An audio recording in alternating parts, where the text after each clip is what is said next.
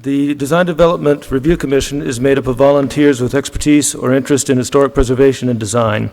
We generally meet on the second Thursday of the month to review cases. Staff to the commission are our urban design and historic preservation staff. They are available to answer questions if you have them, but please do not interrupt proceedings if you do indeed need to speak with one of them.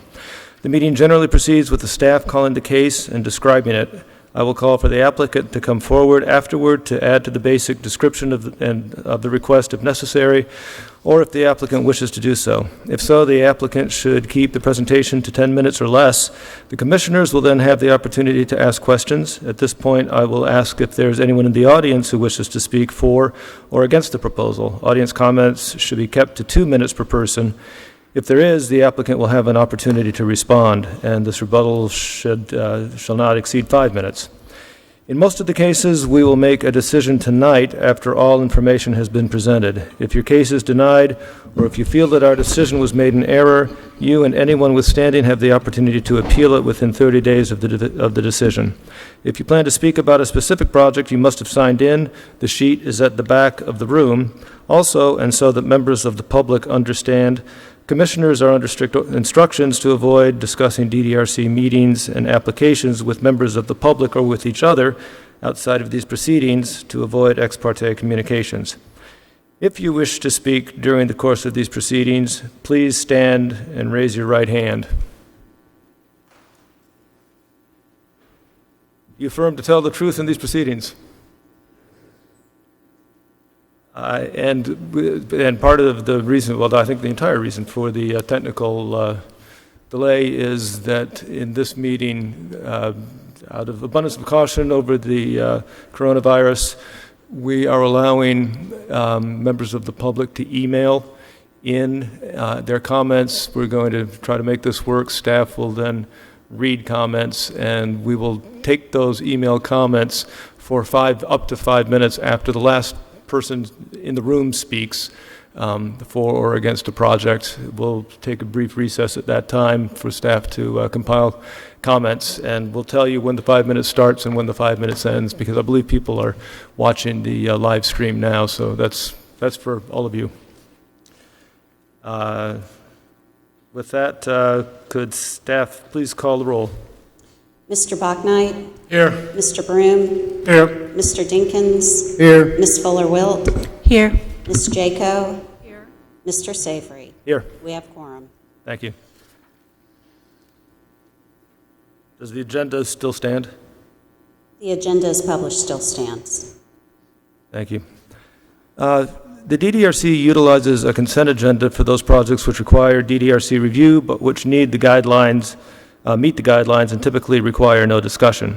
If anyone wishes to discuss an item on the consent agenda, I will ask that you speak up after the consent agenda is read, and we can pull the item for discussion onto the regular agenda. If staff would please read the consent agenda. Certainly. First case is 1619 Sumter Street, a request for design approval for exterior changes and a request for preliminary certification for the Bailey Bill. This is in the Columbia Commercial National Register Historic District. 1412 Shirley Street, a request for design approval for new construction in Melrose Heights, Oaklawn Architectural Conservation District. 926 Hardin Street, a request for a certificate of design approval for new construction in the Five Points Urban Design District. And finally, 1401 through 1431 Assembly Street and 1011 through 1019 Washington Street, a request for a certificate of site plan approval for new construction in City Center Design Development District.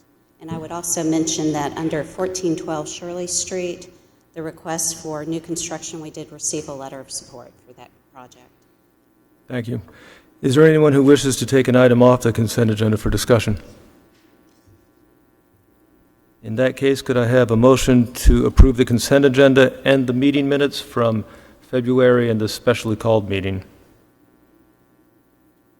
Mr. Chairman, I'll make a motion to approve the consent agenda and the approval of the minutes of the February 7th special called meeting and the February 13th meeting minutes. Is there a second? Second. We have a vote, please. Mr. Bachnight? Yes. Mr. Broom? Yes. Mr. Dinkins? Yes. Ms. Fuller-Wilt? Yes. Ms. Jaco? Mr. Savory? Yes. Motion passes. Thank you. And I assume at this point, we're not ready to move on to the regular agenda? Still got to wait? That's correct. Okay. We will take a recess.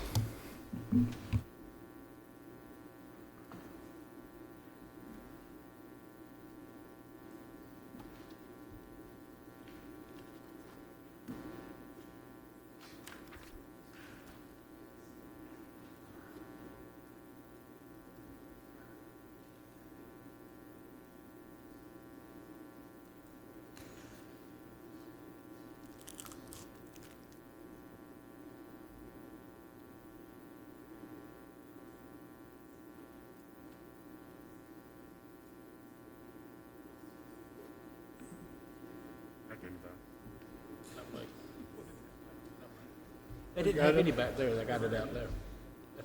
You didn't tell? I went looking back there. Here, have some of mine.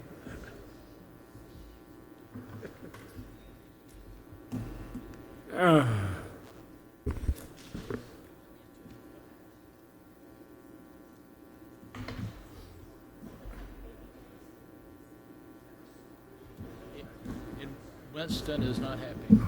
What? No. Get to know each other.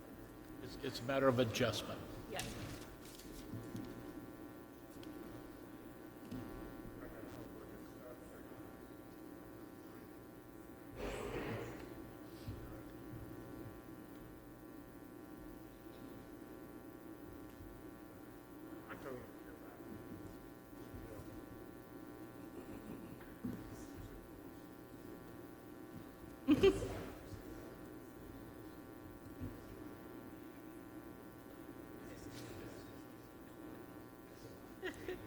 I agree with the additional scones.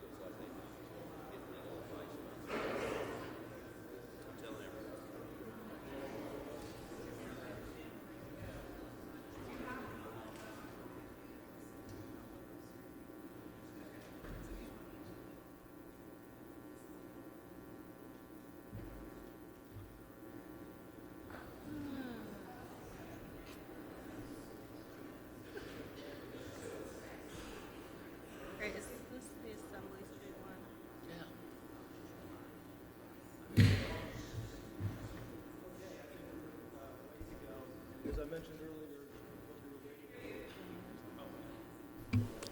I said, okay, we're ready to go. And as I mentioned earlier, we were waiting to make sure that the technology was working for folks to email in who may have comments that they would like to make. The way that this is supposed to work is, as I mentioned earlier, after members of the public make comments, the last person who's in the room to make a comment, we will allow an additional 5 minutes for those who may be live streaming to make email comments from outside, those will be compiled by staff, and then they'll be read as if the individual who had sent the email is actually here to give testimony, and then the applicant will have the opportunity to rebut any comment that's in opposition. I would also like to say, since presumably there are those that are live streaming that may be making comments before the moment that they would otherwise be doing that, they might be starting to make comments now, that the DDRC's purview is fairly narrow. Our purview does not relate to building use. If the building meets zoning, it meets zoning, and building use is not within our purview. Also, not within our purview is speculation on the financial viability of a project or the future viability of a project. Those are things that are not within our purview, so I would very much encourage comments that are made to stay within the purview of the DDRC, which is design purview and also, in this case, site plan purview, but not building use, not economic viability. And I guess at this point I'd ask staff to explain how the email process will work. So our understanding is that folks who are streaming the meeting can go to the city website and email COC board meeting, that's COCBOARDMEETING at columbiasc.gov. And they can put in comments for the particular project. They need to leave their name to do that, and then we should be able to receive those comments, print them out, and read them here, as you said, as if they were present. Okay, we shall see. With that, could I have our I'm first sorry, case? may I interrupt with a question? Do they also need to include a statement about swearing to tell the truth, the way that the audience members do? I would say if they can remember to do that, but they may not all remember to do that, so we'll probably just have to try to do our best. They can do their best. They will have signed in by virtue of sending the email. With that, could we have the first case, please? The first case on the regular agenda is in the urban design portion. This is 1401 to 1431 Assembly Street and 1011 and 1019 Washington Street. This is a request for certificate of design approval for new construction in the City Center Design Development District. The proposal at the northwest corner of Assembly and Washington is for the development of a 15-story private student dormitory building with structured parking. The building will have 216 units with a total of 679 bedrooms. The applicant received a special exception from the Board of Zoning Appeals in December to increase the residential density from the code allowance of 150 beds per acre. The proposal includes 405 on-site parking spaces. The project was before the Commission in January, and the Commission deferred the approval and moved to appoint a subcommittee to discuss the outstanding concerns. A publicly advertised subcommittee was held on January 21st, where a number of items were discussed, including the location of trash pickup, bike parking, first floor programming of Assembly Street, human-scaled elements at street level, and the parking garage design and its visibility from the street. The agenda packet includes comments from the January evaluation, which are noted, and following are comments also noted from March, in the March evaluation, to address any changes made since the January DDRC hearing.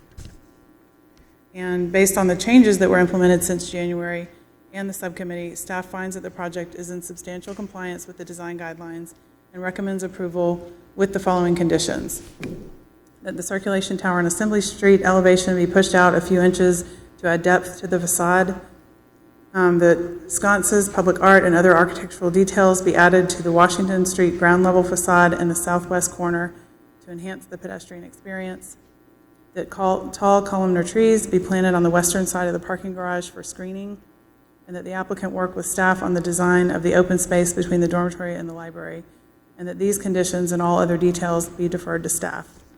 And Andrew Savoy, the developer, and also I think the architect, Rob Neely, are here to give you a presentation. Thank you. Hi there. I'm Andy Savoy. I'm the development manager on behalf of CRG, who's the developer. I have brought with me Bob Neely, who's with Lamar Johnson Collaborative, that's our in-house architect, and also Jay Case, who is a principal with CRG. Lucinda just said it, but for the first part of this, I just wanted to remind and refamiliarize everybody with the location of the site and what we had previously presented. It was a 16-story, 679-bed student apartment building with 405 on-site parking spaces at the intersection of Assembly and Washington Street. We had initially presented this project for DDRC and site plan approval on December 4th of last year, and at the time there were a few points of concern. It was our general trash removal strategy, a lack of active uses all along Assembly Street, and relating to the pedestrian scale at the ground level for such a tall building. So we were deferred at that time to a subcommittee meeting, which we held on January 21st. We worked through these issues, and at this time I'm going to present our responses one by one to each of these issues. So this was our initial site plan as presented. Our trash room location was adjacent to our elevator shaft, which is necessary. And so we had our trash collection room on Assembly. We had a curb cut that would allow for trash pickup off of Assembly. And this was required by SCDOT. And of course, the objection here was that the sidewalk was too narrow, and also it was not an appropriate use to front Assembly Street. So with our new proposal, we have now taken the trash room and put it underground in our basement. So it's still along the elevator shaft, but now it's below the level of Assembly. This allows the sidewalk along Assembly to remain its full width. And the trash collection room, this is what that basement plan looks like. So the trash would be collected in the same spot where it was previously, but one floor below. And then we would use electric caddies to move the full dumpsters to a staging room that's on the southwest corner of the building on Washington Street. So that's on what we would consider to be the secondary street, as far away from the intersection as possible. And that's where trash pickup would occur. So much less of an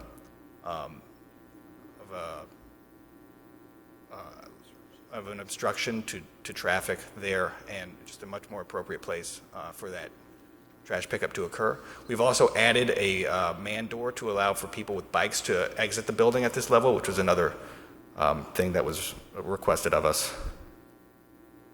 This is a diagram that we were asked to do, just showing that with the width of that green space and the parallel parking, that a car could actually wait for our garage door to open and not obstruct the pedestrian sidewalk there. This was our ground floor plan as originally presented on December 4th. The main objection here was that in addition to the curb cut, there's not enough active use along the Assembly Street facade.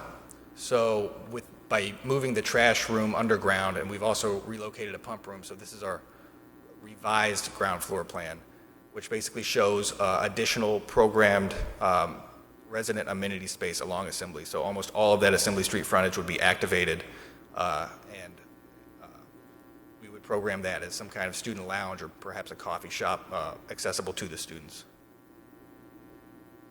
This was the Assembly Street facing facade as initially presented. The main objection here was that we didn't have enough relation to the pedestrian scale, and they thought that an awning would be appropriate here. So we have added that awning. We've also, with the reorganization of the uses along the Assembly Street facade, have windows now all along that facade, which would have active uses going on behind them. Another request was that with the openings to the garage along Assembly, that we screen that somehow so that you can't see the parking deck lights or any MEP transfers there. So we've added these vertical screening elements to this facade here, and that would be basically a vertical louver system that would allow air through but would block view, so you can't see any kind of MEP components or parking deck lights from the Assembly Street facade. This is the southern facade as was initially presented. The objection here was that on the lower parking deck portion, the openings were not really to a pedestrian scale. And also the comment about looking up into the parking deck applied to the easternmost tower element. So we've made those changes here. We now have emulated the scale of the openings above to have it relate more to a residential scale. And we have the vertical louvers just on the easternmost tower portion. And this was brought up in the subcommittee meeting. This was the original west facade, and the concern here was that coming down Washington Street, would you be able to see this blank facade, and would that be a nice pedestrian experience or not? So we have extended the brick cladding down on the southern portion of this facade, and this is what that looks like from the intersection there, as far to the south as you can get on the street. So we think that definitely looks nicer. And these are some renderings of the final product. This is from across the street. Close up from Assembly in Washington. It shows the awning. This shows a view of the building from the north, and it also looks into a alleyway that we are improving and widening and creating a grand entry space for the library. And then this is a view from the west. And that's all I have. Let me just say, you know, we've made every effort to address all your concerns, and we think it's made the project better. So with that, I'd like to open it up to any questions you have. Any questions for the applicants? From the commissioners? On the Washington Street side, on the garage, are those openings covered with the same material as they are on the front? Only on the eastern tower element, so in the perspective that I'm showing right now, just the tower element to the right, closest to Assembly.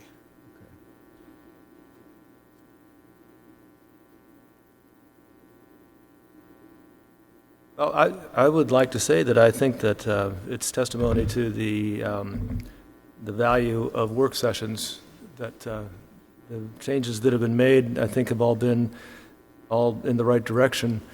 I had one question, I guess, or maybe it's a question and a comment.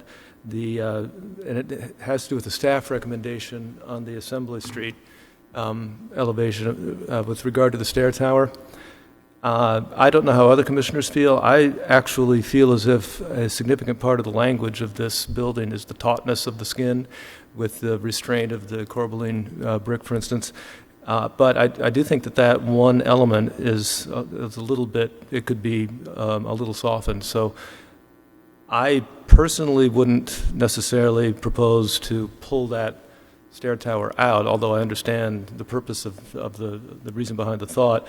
What I was wondering is if you would be amenable to, much like you've done on the south elevation, where you have a reveal at either side of that gray masonry piece, if you could express reveals in either side along that. I don't know that you'd be able to actually push the building envelope in, but at least you could do something with just sort of sucking back the brick or doing something to create reveals along the side of the gray brick. And then also, I think what would help in addition is considering corbelling the brick in the recessed panels between the windows and creating a sill expression at the windows. So I'm talking about everything within that Just within the elevator shaft. Yeah, all of those suggestions within the tower, if you follow what I'm saying. I do. Yes. I would conceptually be very amenable to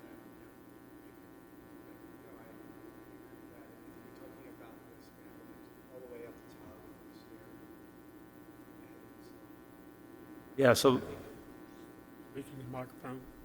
Speaking to the mic. It's been recorded. Apologize. Yes, I think that makes complete sense. Yep. right. So just to make sure, I'm not sure if I was clear, maybe I was, but what I'm suggesting is, so all the way up the side, within the gray brick portion, within the stair vertical tower portion, a reveal all the way up and down the side, right, to separate it from the red brick portions.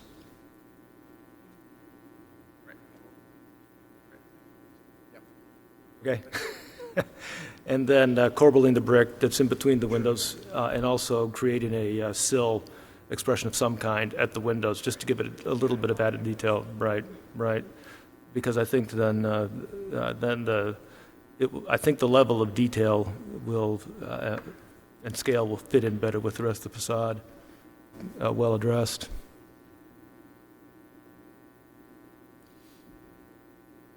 In that case, thank you. Is there anyone, unless you have something more to say? No. Thank you very much. Is there anyone in the audience who would like to speak in support of the project? Anybody who would like to speak in opposition to the project? Any of our viewers at home interested in sending an email?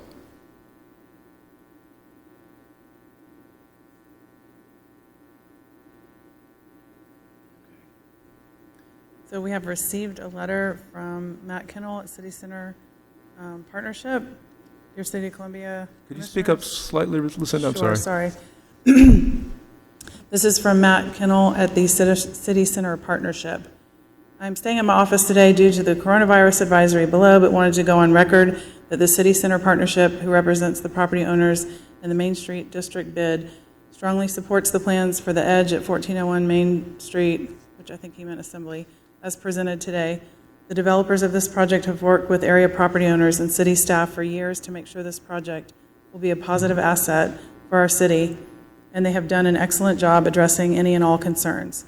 The plans that are being presented at the DDRC today are excellent, and we hope the DDRC will feel the same way and act favorably to approve the plans for this project so it can move forward towards construction. Sincerely, Matt Kennel. Thank you.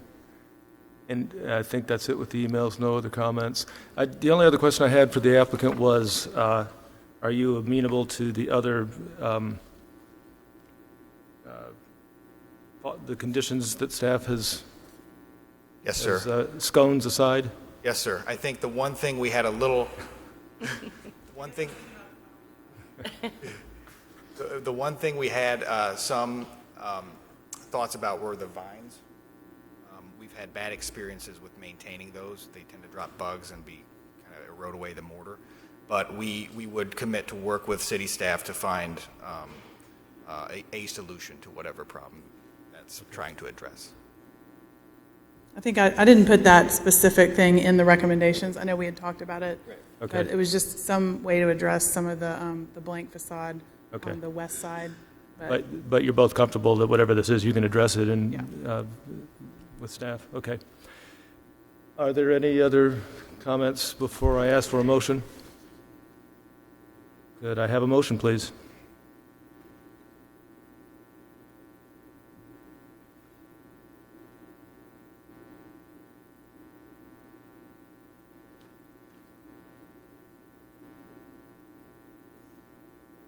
Anyone? Okay. I'll make a motion that we grant a certificate of design approval for new construction for the 1401, 1431 Assembly Street and 1011, 1019 Washington Street, TMS number 09013-03-16789, 10, 11, 12, and 13, with the following conditions: that the circulation tower on Assembly Street elevation have incorporated into it reveals either side, corbelling on the masonry in between the windows, and an expression of a sill at each one of those windows. That sconces, public art, and other architectural details be added to the Washington Street ground level facade in the southwest corner to enhance the pedestrian experience. That tall columnar trees be planted on the western side of the parking garage for screening. That the applicant work with staff on the design of the open space between the dormitory and the library, and that these conditions and other details be deferred to staff. Is there a second? I'll second. Any discussion? Could we have a vote, please? Mr. Bachnight? Yes. Mr. Broom? Yes. Mr. Dinkins? Yes. Ms. Fuller-Wilt? Yes. Ms. Jaco? Yes. Mr. Savory? Yes. Motion passes. Thank you. Before we move to the next case, I'd like to make a couple of comments. I know that this is coming back, and it was here in January before, And we're going to proceed a little differently with this. In this case, we're going to proceed very deliberately separately with the site plan approval and the design approval. The site plan approval is a separate thing in terms of building and massing and the design of the building itself. It's not part of the site plan approval process. And then the other will be handled as a separate case, both in terms of the presentation and discussion and in terms of the vote by the DDRC. And again, as I said earlier, our purview as the DDRC is narrow. We don't have the purview to make decisions based on building use. If it meets zoning, then it meets zoning and it's not within our purview. And so that said, I would ask for the next case. So our next case is 1600 through 1620 Gervais Street, a request for a certificate of site plan approval for new construction in the City Center Design Development District, and Jonathan Chambers is here to present this.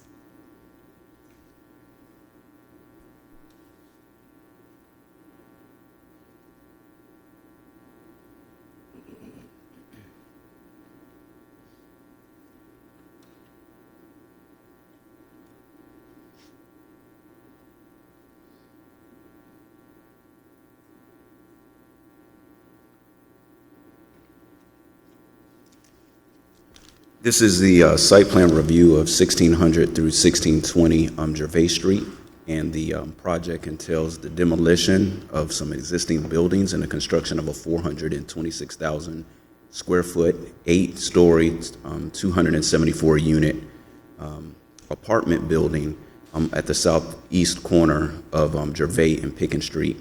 The required number of parking spaces is 480. Whereas the applicant proposes to provide 348 spaces within a parking garage and 132 throughout existing parking spaces, which is allowed per the Design Development Review District guidelines.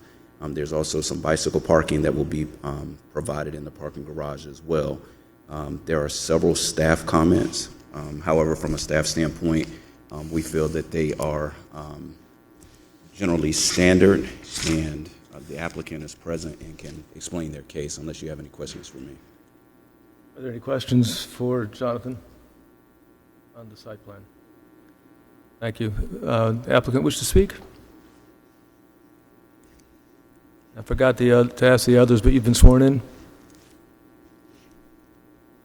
Did you raise your hand before? Yes, I did. Okay, then you're good to go. Okay, great. Good afternoon. My name is Lindy Bryant. Myself and Cliff Moore with the law firm of Adams and Reese represent the applicant Trinitas Development with respect to both petitions that are before the DDRC this afternoon. The first is for a certificate of site plan approval, and the second, which will be heard later, is for design approval. It's undisputed that the property is within the City Center Design District, and City Council's guidelines, which govern the City Center Design District, have varying overarching purposes, which are set forth in Chapter 1. For the reasons that we'll go through with you this afternoon, we believe that the certificates meet and promote the goals that are included in the City Center Design District guidelines. In your review of the case summary for this proposal, you can see that the requests have, without exception, been recommended for approval by 14 of city staff members, each of which are required to comment on both design and site approval. The guidelines overall require a collaborative review process. To quote the guidelines, the process should be cooperative and not adversarial. For more than a year and a half, Trinitas has worked closely with the city's planning department staff, making numerous changes to the proposed construction, rezoning the property so that it would become a part of the City Center Design District, and did obtain zoning approval for the project. To do so, the project meets all parking requirements. The parking garage, as you'll see, is going to be located underneath the building and underground, and Trinitas revised the building height and setback as part of its planning process. Trinitas also met with community stakeholders, including members of the business community and the neighboring University Hill residents. During this extensive dialogue process, Trinitas incorporated changes based on concerns raised by city staff and residents. And after making those changes, submitted the two requests that are before you now. As the first petition, which you know is before you, is the Certificate of Site Plan Approval. As you've heard from Jonathan Chambers, the city recommends approval of the Certificate of Site Plan Approval. Under the guidelines, the city staff assumes responsibility for site plan review in order to streamline the development review process, which is a goal of the guidelines enacted by the city. The city code says you should consider the following factors on a certificate of site plan approval. First, the exterior surface treatment. Second, the arrangement and location of the buildings and structures. Third, other pertinent factors affecting the appearance and efficient functioning of the district. We have recently reviewed the letters submitted in opposition to the project. These letters attempt to address site planning approval, but if you review the objections closely, you'll see that they're really addressing design-related concerns and/or use. The letters offer no opposition to the construction's site plan. I would ask that you pay close attention to comments from anyone who may speak in opposition to site plan approval, and consider whether the comments go to the required factors for your consideration. You also have before you several letters from the City of Columbia business community that support the proposed construction, including two business members who work directly within the vicinity of the proposed construction, and also a neighborhood resident who has submitted a letter supporting the proposed construction. Specifically, the resident states that the purported University Hill Association representatives do not speak for all residents of the community. Some of these supporters may wish to address you today, but at this time, I would ask that anyone in attendance who supports the proposed construction, please stand.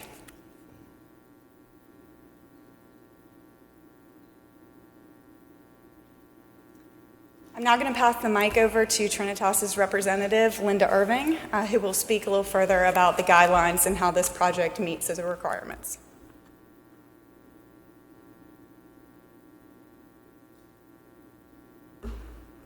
And you've also been sworn in? Pardon? You've also been sworn in? Yes, sir. And you're going to keep, based on what your colleague just said, you're going to keep these comments to site plan approval, right? Not to the correct. building design? Thank you. Yes, sir. Okay. All right, good afternoon. For any of you that I have not met before, my name is Linda Irving. I'm the development manager for Trinitas Ventures for the proposed project that we have before us today. As Jonathan indicated, there's a little bit of quick overview. Site is about 1.3 acres. It's planned for multifamily residential building, as we are presenting today. It's consistent with C3 zoning, maximum height of 75 feet. 276 units. It's a mix of studios, 1s, 2s, and 3 bedrooms. There's 348 parking spaces provided on site and a total of 493 parking spaces required and provided in aggregate. The site is currently comprised of 3 structures. As it stands today, the property consists of a tall commercial billboard, 2 empty office buildings, and 1 operational retail building. The surface parking extends right up to the sidewalk against a 4-lane divided island street with street parking on either side. The entire block is commercial in nature. Regarding the building footprint, we configured the new development in such a way that it fronts primarily on Gervais with secondary on Pickens. Our side and rear yards are adjacent to the Car Care Center and university properties. By fronting on Gervais, it lends itself to clean street addressing with clear entrance plus the opportunity for good centrally located rideshare zone. The city center guidelines encourage corner entrances where possible. We studied and discussed this with zoning and planning. The best solution for this specific scenario is demonstrated on this site plan. Our site plan allows for the ability to address the pedestrian experience from the corner of Pickens and Gervais without negatively affecting traffic patterns by placing an entrance at an ambiguous corner. The parking entrance is located on Pickens with the actual parking hidden from the public right-of-way. This single entry exit approach is simple right-in, right-out movement. Please note that the proposed building footprint itself adheres to all the setback requirements set forth by zoning. Our site plan is oriented and informed by a number of factors.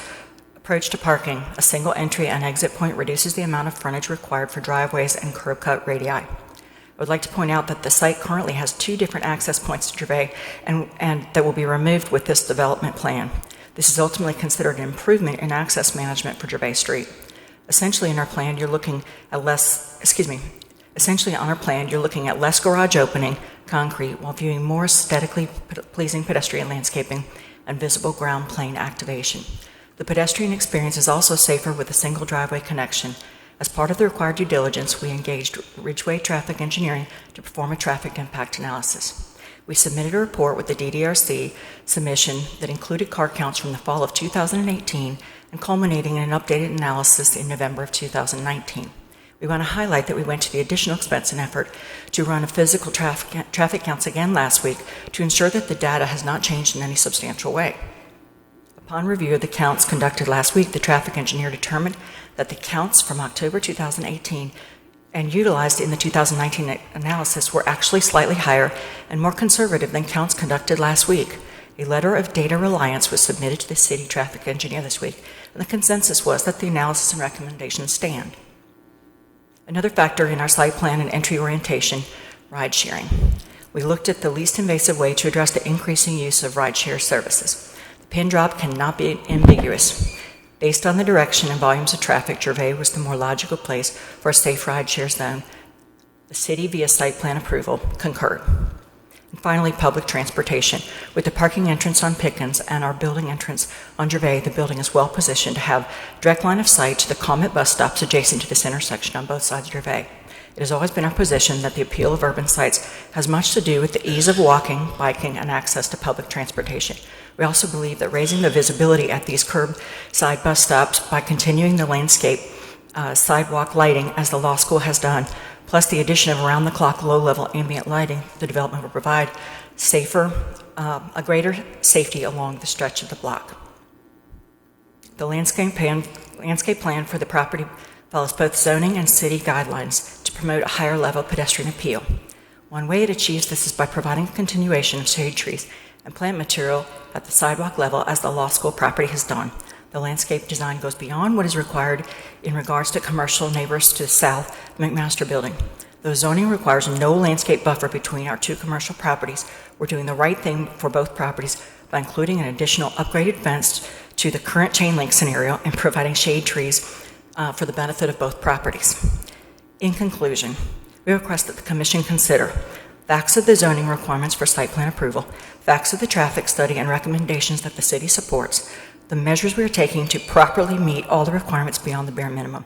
Much thought has been put into the site plan to minimize perceived negative impacts and promote the positives of safe layout. The site plan takes multiple properties with surface parking lots, 2 driveways that intersect with sidewalks, chain link fencing, and minimal landscaping, and turns this corner into a cohesive plan that highly qualified city zoning and engineer staff support. We appreciate your time considering our site plan and the benefits it brings to the Gervais corridor. Thank you. Do commissioners have any questions for the applicant? I have a question. On the corner of Pickens and Gervais, you bump out the curb. Pardon? You bump out the curb and gutter on that corner. Is that in alignment with the Law Center where they reduced the width of the street? Our civil engineer, Bruce Todd, was also the engineer for the university. Bruce, can you speak to that directly?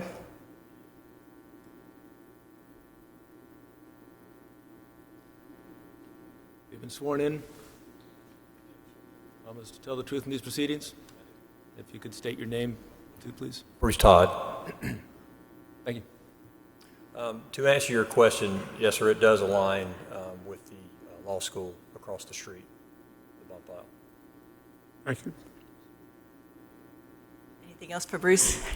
I have to leave the experts to their... I have a zoning-related question. I believe that the site was zoned 2 different ways. Different portions of the site were zoned differently. Is that right? C3 and C4 previously?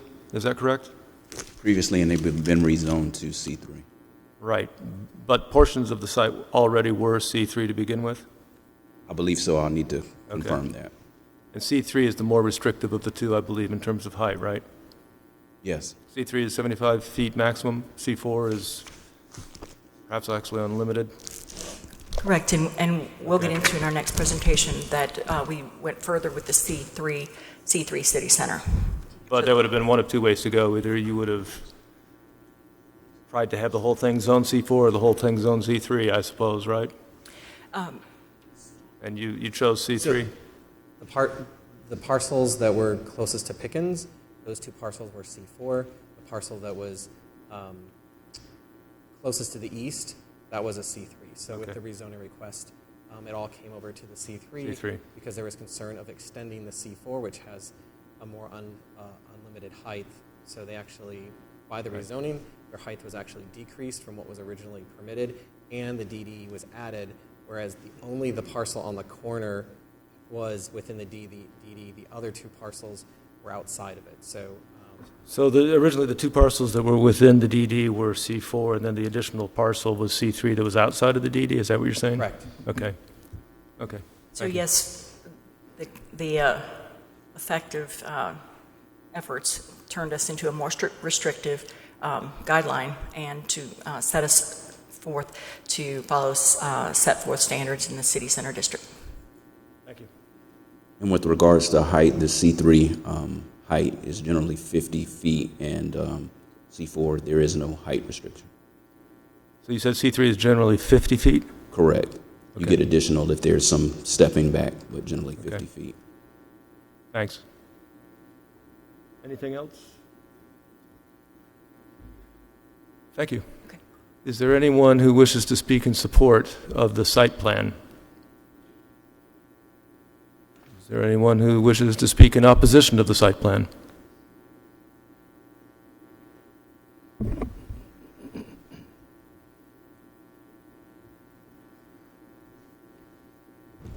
Very brief. I've submitted a written... You've been sworn in? Yes, I have. My name is Patrick Hubbard. I teach at the law school for many years, spent a lot of time there.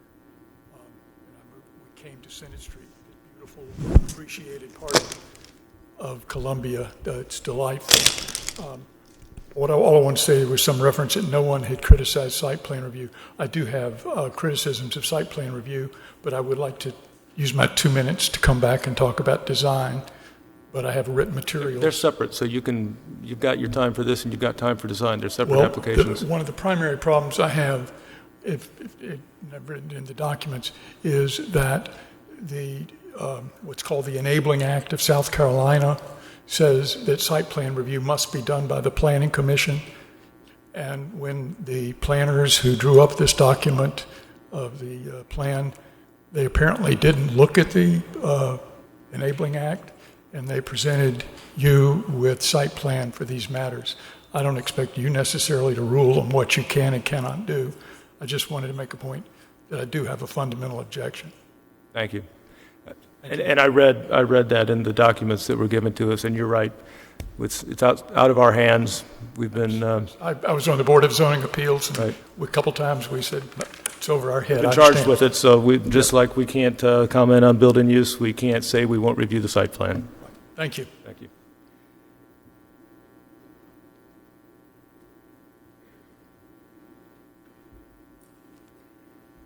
Good afternoon. My name is John McGill. I'm the treasurer of the University Hill Neighborhood Association. I live in the neighborhood on Pendleton Street. I want to address two aspects of the traffic study.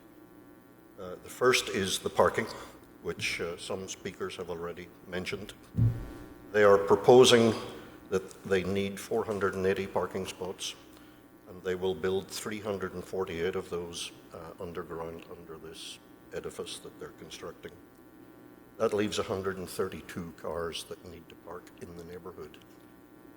They did their survey within 400 feet of the site and discovered that there are 145 spaces there. Now, those spaces are all metered. There's a 2-hour limitation on the meter. Those spaces are not available all the time, and they are certainly not available during the working day. It may come within the regulations, but those spaces do not exist.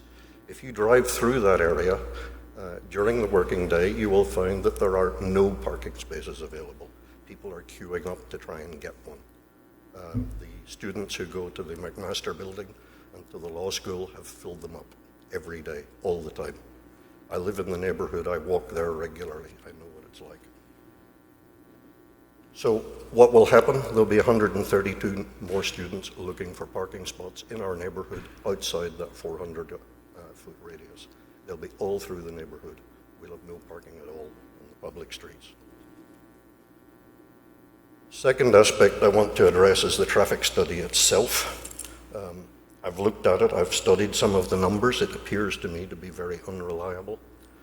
To take an example, the inn on Pendleton Street has a parking lot behind it that stretches from Pickens to Henderson Street, and it's 1 block south of Senate.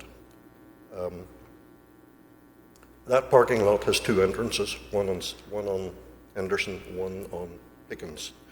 Normally, the Henderson Street opening is closed to traffic by agreement with the neighborhood. During the time that this traffic study was done, that entrance was open on Henderson, and the one on Pickens, which is normally open, was closed due to construction in the hotel. So the traffic study was done at a time when that parking lot wasn't being accessed out of Pickens Street, so the traffic figures on Pickens are unreliable. Secondly, if you look at the numbers that they quote on Pickens between Senate Street and Gervais, both in the morning rush hour and in the evening rush period, there are 30 more cars entering Pickens in that short stretch, 1 block. 30 more cars enter Pickens than leave it.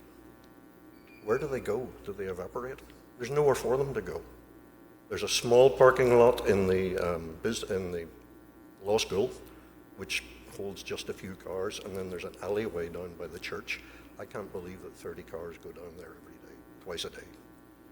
It says to me that the count is unreliable. And then they have estimated some numbers of, if you like, additional traffic that this building will cause. In the AM peak, 27 cars coming in, 38 coming out. Out of 380 spaces, there's only 38 students who take their cars out in the morning. I don't believe that. It seems very low. Similarly, in the evening, although the numbers are bigger, almost 70 cars going in and out, it still seems low. I just don't believe this report. Thank you. Thank you. Would the applicant like to rebut? If I Yes, may, please. As Ms. Irving indicated in her presentation, we did reach out to the developer and tell them with regards to that there were some concerns about the traffic impact study. And so the traffic engineer did go back out and do some recent counts with regards to one of the garages not being open and that type of thing. And the traffic engineer submitted a revised memo. That memo was sent to our traffic engineer, and our traffic engineer has concurs with the traffic engineer's revised report. I have a copy of it, and I will submit it to you as Exhibit A. Thank you. I realized I was talking really fast, so I apologize if you missed that. We have our traffic engineer here with us today in case you have any challenges for the data that he has generated. He also was the one that went out and did all the parking space surveys for us, so he is well-versed on the topic. Okay. Thanks, John. Was he going to speak? Don't have to. Have you been sworn in? Hey, I have not. Promise to tell the truth? I do. And if you'd state your name, please. I'm Mike Ridgway. Make sure you're close enough. Is he close enough? There you Mike Ridgway, and I prepared the traffic study. And just wanted to say that we did go back out last week and did counts at all of the study area intersections and found that the volumes were actually slightly lower than the the volumes we collected in October of 2018. Now, there was some rain last week. You know, traffic can vary, but they were comparable to the previous numbers, so we did that.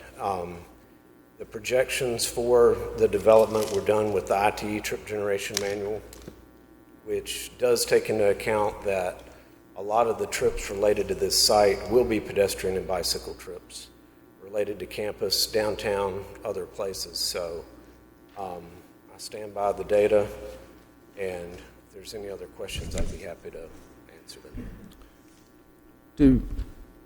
Does any of the data collected on March 9th or presented in the March 9th letter change any of your recommendations in the initial traffic study? Okay, thank you. Thank you.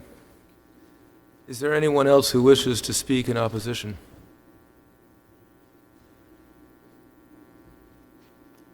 Hi, Catherine Fenner. I'm sworn in, and I access my house through Pickens Street since everything else is closed. I would say that I think that the traffic study that was done on March 9th was done right before spring break. I noticed in my neighborhood there was a significant drop-off because people were getting in advance. They start spring break in Wednesday. And I'm also very concerned that I don't think they factored in the fact that with the Greek Village, the fraternity and sorority people are required to go and have their meals down there at lunchtime, or they lose their money that they have to spend on it. And there's a significant in and out at that time that I don't think is reflected all in the traffic study. It's a very significant problem. I can't get out of my end of Henderson Street onto Blossom Street at all. Even with a light, you have to wait forever. So I think there are some significant flaws as far as the traffic study goes. Thank you. Does the applicant wish to speak on that?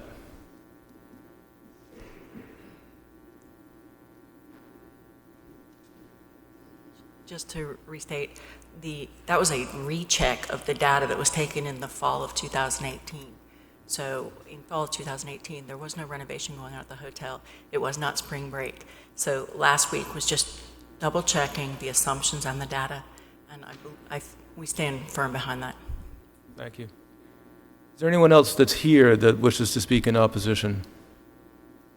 In that case, I think we'll take a few minutes, 5-minute recess starting now, which is 5:08. So at 5:13, we will come back to see if anybody has emailed. Can I just make one comment before you Please. make that motion?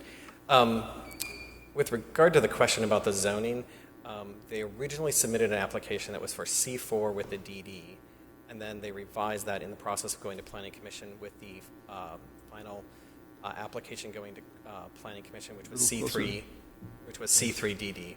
So that's how the process works. So it was originally C3, part of it had DD, part of it did not have DD. They filed for C4 with DD. That through the process, they changed their application, and then it went through process through Planning Commission and City Council with C3 DD for the whole entire parcel. Okay, so there was an initial attempt to go to C4. Correct, and then they pulled that application and they went back to just keep it C3, and they added, or they imposed the DD at their request. So they filed Okay, for... let me make sure I understand. So it was originally C3, they filed an application to go C4, they went back to C3 plus added the other initial C3 parcel. Is that correct? Is that what you just said? One more time. I think so. So there was application 1, which was to rezone what was partially all C3 and some of the parcels DD and some of the parcels not DD. Mm-hmm. They requested to make all those parcels C4. Okay. They pulled that application. They resubmitted another application, which was to leave all of them C3 and then apply for and impose the DD onto those parcels that did not have the DD originally. Okay, so the parcels that were in the DD were always C3? Correct. Thank you. Okay, great. Yep. I think we got it now. Two questions for you, John. Sure. Do you know why they changed from C4 to C3 in the... I believe my memory is, I'd have to go back and look at the records, but there was the C4, as mentioned, it's unlimited height, and so basically the parcels, the other three corners of that intersection are C4. This one was C3, but there was concern about moving that unlimited height farther down Gervais Street, although the hotel across the street does have that classification, but there just wasn't general support, so they just decided to go with the C3. They may be able to explain their thoughts more than Sure. I can. I didn't know if they'd been expressed to you, and I just wanted to hear if... I think to me, I think that the salient point is that the parcels that were within the district were C3, always were C3. Correct. They were, all the parcels were C3. Okay. You had, I think, one or two of the parcels with DD and either one or two without the DD, so... Right. Okay, my second question is, was what John stated correct, that the maximum height in C3 is 50 feet? So the height in the C3 district is 50 feet at the property line. At 50 feet, the setback actually steps back. It's 1 foot for every 3 feet. That comes out to a little bit more than 8 feet. And then you can go up to 75. So if your building starts at 8 feet or farther back, you can go straight up to 75. If you build the building right at 0, you would have to go up, come over, and then go up. The best example I could show you of that particular example would be the Hyatt Place on Gervais Street. If you look at that building, it goes up to 50. There's like a terrace, and then the building goes back up again. We don't have many that actually do that. The buildings often will just kind of take that 8 feet. Same thing, 650 Lincoln down by the Colonial Life. Their building is actually set back a little bit so they can go straight up without that notch. So, thank you. Yep. Okay, and that's 5 minutes. Do we have any emails?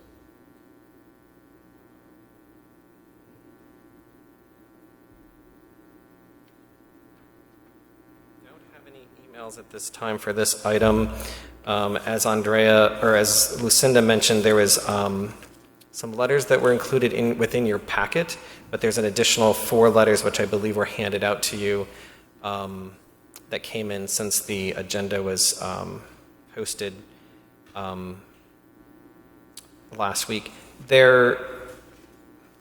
Each of the letters are general, so they kind of address the project in whole, both design and site plan. The people who wrote the letters didn't specify, one specific item on the agenda. So those came from Trinity Partners, from Bruce Harper, former DDRC member, also Peyton Bryant from NAI Columbia, and Dave Massey, as well as Carl Blackstone. So if you'd like, I can read these into the record. Parts of it probably apply to site plan. Other parts are probably more appropriate for the item afterwards. But I'll just read them in, and you'll have to separate the elements that are applicable for each item.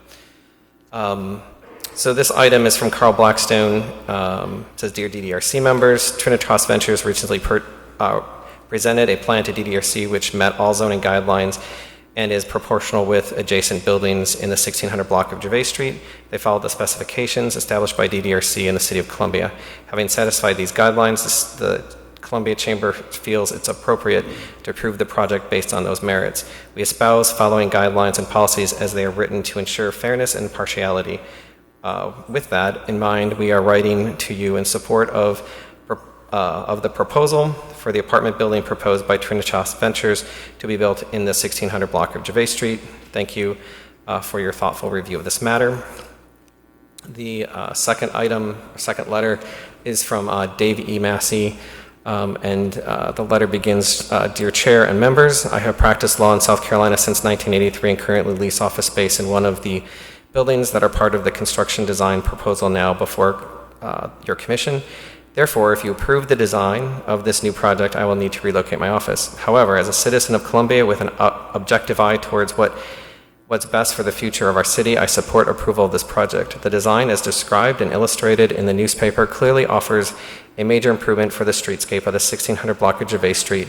More than that, The project represents a significant private investment in downtown Columbia, which should generate needed revenue for our city and also serve as an incentive for future investments.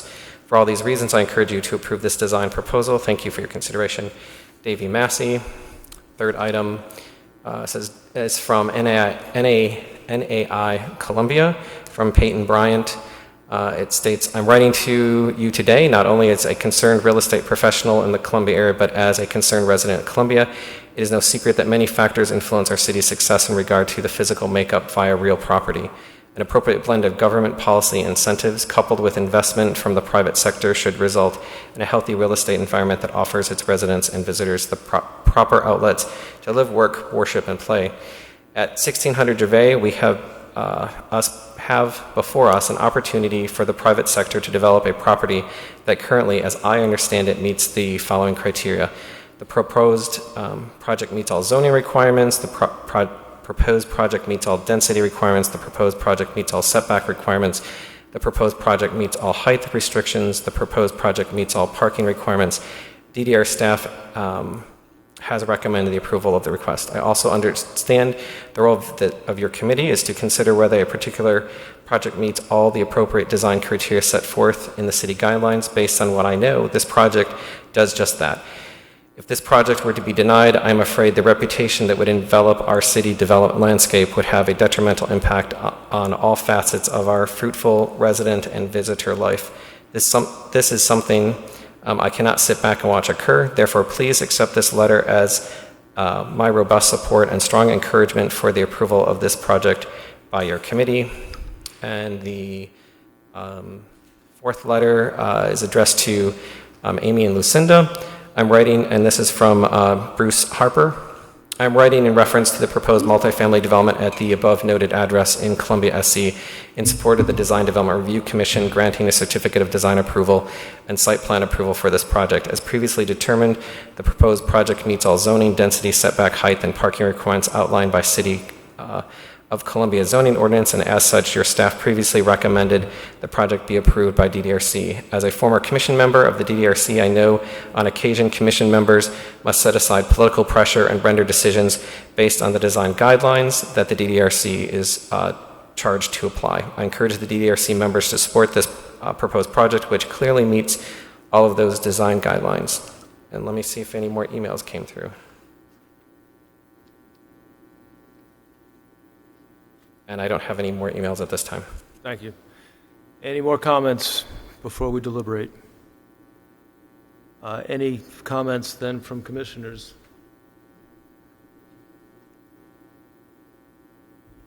No? In that case, could somebody please make a motion? Commissioner, I'd like to make a motion to grant a certificate of site plan approval for new construction of a 276-unit apartment building located at 1600 and 1616 Gervais Street within the City Center Design Development District with all conditions as set forth in the case summary for the aforementioned project. Is there a second?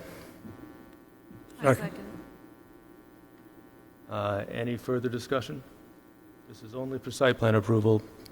Design approval comes next. We have a vote, please. Mr. Bachnight? No. Mr. Broom? Yes. Mr. Dinkins? Yes. Ms. Fuller-Wilt? Yes. Ms. Jaco? Yes. Mr. Savory? Yes. The motion passes. Thank you. We have the next case, please.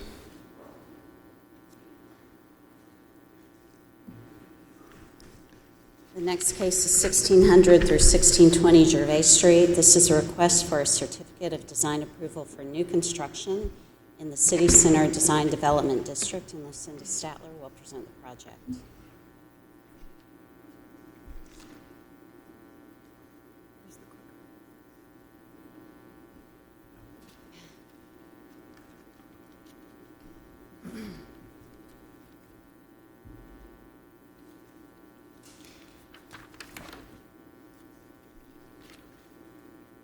The proposal is for an 8-story multifamily residential building with below-grade parking. The property is zoned C3, general commercial, which determines the allowable uses for the property, as well as the legally defined maximum building height, which is 50 to 75 feet, depending on setbacks. Staff has prepared a map to show this property's relationship to the City Center Design Development District, shown in magenta, and the University Hill Architectural Conservation District, shown in purple. Also noted are the parcels along Gervais Street corridor in red. These parcels between the edge of the City Center Design District and the railroad are zoned primarily C3, which allows for buildings up to 75 feet in height and are not subject to any design review process. The current proposal falls on 3 parcels, which are being combined as part of this proposal. The single parcel at the southeast corner of Gervais and Pickens was previously the eastern edge of the City Center Design District. The other 2 parcels, however, were added to the DD overlay as part of the lot combination, extending the DD overlay 175 feet to the east, almost the entire block face, providing an opportunity to review the project for the City Center design guidelines. Aside from the fairly notable change to the parcels on this block, the 4-block stretch of Gervais Street east of Pickens is zoned to allow buildings up to 75 feet tall and does not provide an opportunity for design review. The next map shows more specific context with building height ranges illustrated on a color scale. The surrounding context varies greatly, from very low-slung 1- and 2-story buildings to much larger structures such as the new U of SC Law School building and the Hilton Garden Inn. There is not a particular pattern or rhythm that exists given the variety and scale of the existing fabric, except that the larger buildings tend to take up at least half of the block face and are horizontally proportioned. The height and scale of the proposed building is comparable to the U of SC Law School and to the Hilton Garden Inn, both examples of mid-rise infill development on Gervais Street, completed within the last 5 years. The building design includes storefront features on the ground floor, doors facing the public sidewalk, and canopies at the entrances to address human scale along the sidewalk. While the building is 8 stories, its total height is 75 feet, meeting the C3 zoning requirement. The U of SC Law School across Pickens is 58 feet to the top of the 3rd floor and 70 feet to the roof pitch. The Hilton Garden Inn is just under 75 feet. Locating larger scale buildings, particularly multifamily residential structures, along commercial corridors such as Gervais Street is consistent with recommendations for infill development along corridors in the city's comprehensive plan and typical for corridor land use recommendations throughout the city. This land use pattern concentrates density along corridors, helping to protect neighborhoods while providing the residential density necessary to support businesses and accommodate growth. As well, larger scale buildings create a sense of enclosure along the street edge, an appropriate condition for major gateway corridor within the downtown street grid. Staff finds that the proposal substantially meets the 19 applicable city center design guidelines and recommends approval conditional upon the following items being reviewed and approved by staff or by the commission at the commission's discretion. For section 5.7.2, exterior walls and materials, that the design be considered with brick up to the top floor and or more brick be considered on the rear elevations. Within section 5.3.5, wall articulation, that the depths and projections of exterior features, material adjacencies, and the depth of rear elevation windows be increased significantly. In section 4.4, service and loading areas, some planting or other method be used to soften or add interest to the transformer screen on Gervais Street. In section 5.3.6, roofs and upper stories, that any roof-mounted utility equipment be located so as not to be viewed from the public right-of-way, and that all other details be reviewed and approved by staff. And the applicant is here to present their project.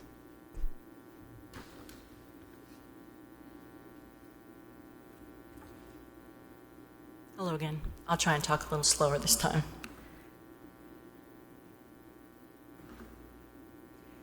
We appreciate the opportunity to represent our project today. This time I'd like to provide some context and history on the development studies that led to where we are. I believe you will note that development compromises were made to present a better plan in line with the city center vision, yet also be respectful of neighboring properties. When we embarked on our development study, we looked at commercial and residential towers precedents within a half-mile radius. I'm speaking to the rezoning matter that was discussed previously. At the time, it seemed this site on Gervais could potentially be suited for a project in range of what this slide demonstrates. To get you oriented, our project is in yellow, with the university neighborhood areas in the direct background.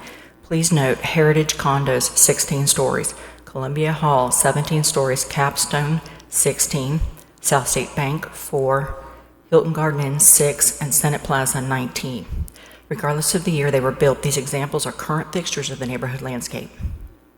Based on this direct vicinity, we elected to request a rezone from C3 to C4 to allow for greater planning and flexibility. During the rezone process, we received concerned feedback from the University Hill neighbors and the university in form of 2 letters, the first of which is from the University Hill neighbors. We respected some of the concerns, but would like to highlight some of the language that may help you understand why we're here today with a compromise. In the first letter, when opposed to a rezone to C4, they speak to the same building and heights that we previously mentioned in the January 4th hearing as reasonable comps. They also clearly point out that buildings directly adjacent to the site and near a site range from 60 to 70 feet in nature. The university's letter was also thought-provoking. However, please note they clearly acknowledge and state that the C3 zoning allows for 75 feet in height. Ultimately, on December 3rd, the rezone request was denied. In the next 3 months, we reevaluated our programmatic needs, the site, and potential project. We consulted with the planning department regarding the best way to come back with a project that made sense for us as developers and for the enhancement of Gervais under the City Center District inclusion. Becoming part of the City Center District set the appropriate structure for an objective design and development path achieving the goals of the city and ours. We applied again for a rezone with a request to become C3 City Center. The rezone was approved on June 4th. Our next step was to design and prepare a package under the City Center Design Guidelines for a DDRC submission. We evaluated the classifications of the site and adjacent streets as it pertains to City Center guidelines. The site is a commercial corridor. The site is not within the bounds of the historic district or within a residential neighborhood, though their proximity must absolutely be factored heavily. Gervais is classified as a gateway corridor and image street, Pickens, retail, and commercial. It is important that we draw focus to the commercial aspect of this parcel development as its primary role in Gervais. We then evaluated the commercial properties in the vicinity along Gervais and the properties directly adjacent to us. Next, we factored the residential zone that is a full block away from the subject property. As presented before, the property is comprised of 3 parcels at the corner of Gervais and Pickens. As part of our due diligence, we needed to study the Gervais corridor and come back with a plan that would fit in the landscape of Gervais with respect to our commercial neighbors and their subsequent residential neighbors behind them. Our evaluation of existing structures and streetscape for context began around the intersection of Marion and Gervais and extended down Barnwell. As you'll see from the next couple slides, there's an extensive variety of commercial properties with varying heights, architectural styles, and materials. The vast majority of properties and businesses are commercial services, of which includes 2 tire stores, a gas station, surface parking lot, and a hotel, as you'll see from the slides to follow. You'll also notice that the presence of historic properties along this corridor between Gervais and Hardin is minimal, and there is no direct line of sight to the residential areas other than evidenced by the residential high-rises. It's a view down Bull and Gervais with the gas station on the left.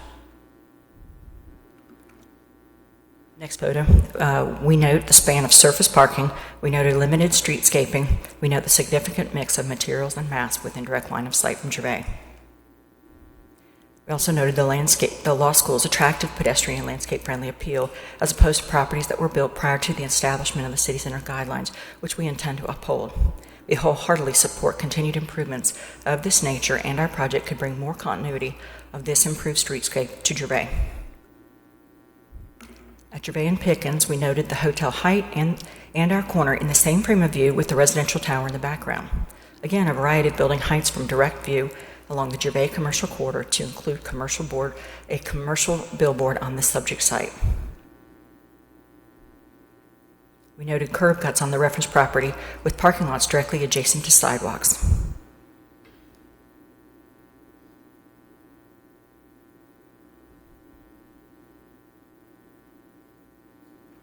Our parcel is directly adjacent to an auto care shop and an eye shot at the bank and, again, the residential tower. This is the streetscape of Gervais toward Barnwell. This is just one block from our site. As you consistently see, the existing residential and commercial high-rises of the University Hill area are highly visible from this commercial quarter. That they may not be desired as the go-forward plan for the area, they are still prominent examples of the diverse fabric of architecture and mass that currently exists and will continue to be embedded in the property vicinity.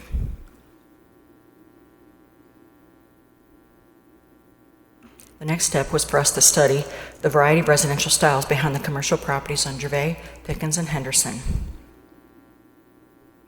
Next, we looked at commercial properties of the university. There are a couple consistent themes in a variety of styles and materials. This series of red-brown brick examples exists directly adjacent to our parcel and also throughout the university campus. The next series includes examples of materials ranging from stucco to stone and a generally buff palette. We finally looked toward the newer university building architecture, materials, and colors. These seem to capture some of the traditional dark brick with the lighter buff in a more modern architectural application. All of these images helped inform our starting point of design and progression. We reached out and met with the University Hill neighbor representatives on September 19th and November 4th. In our first meeting, we reviewed many of these same slides and requested feedback on light versus dark brick, style of architecture, and even entrance canopies. In our second meeting, we walked through a couple iterations of our design, received feedback and stylistic preferences. However, as you can imagine, opinions can be diverse even in a room of 6 to 8 people.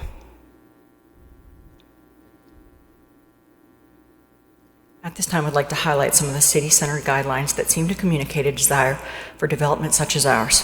One in particular states, to create a high-quality, pedestrian-friendly environment in city center, to reinvigorate the city's existing residential neighborhoods and promote new residential development in city center as a means of injecting around-the-clock life into the area. The design you see on this slide is based on collective feedback and our application of city center design guidelines. This particular rendering is an update from the December 4th submission that includes improvements that were based on staff's recommendations. Now I'll turn it over to our design architect, Bernard, to walk you through the design specifics and how it applies to the guidelines.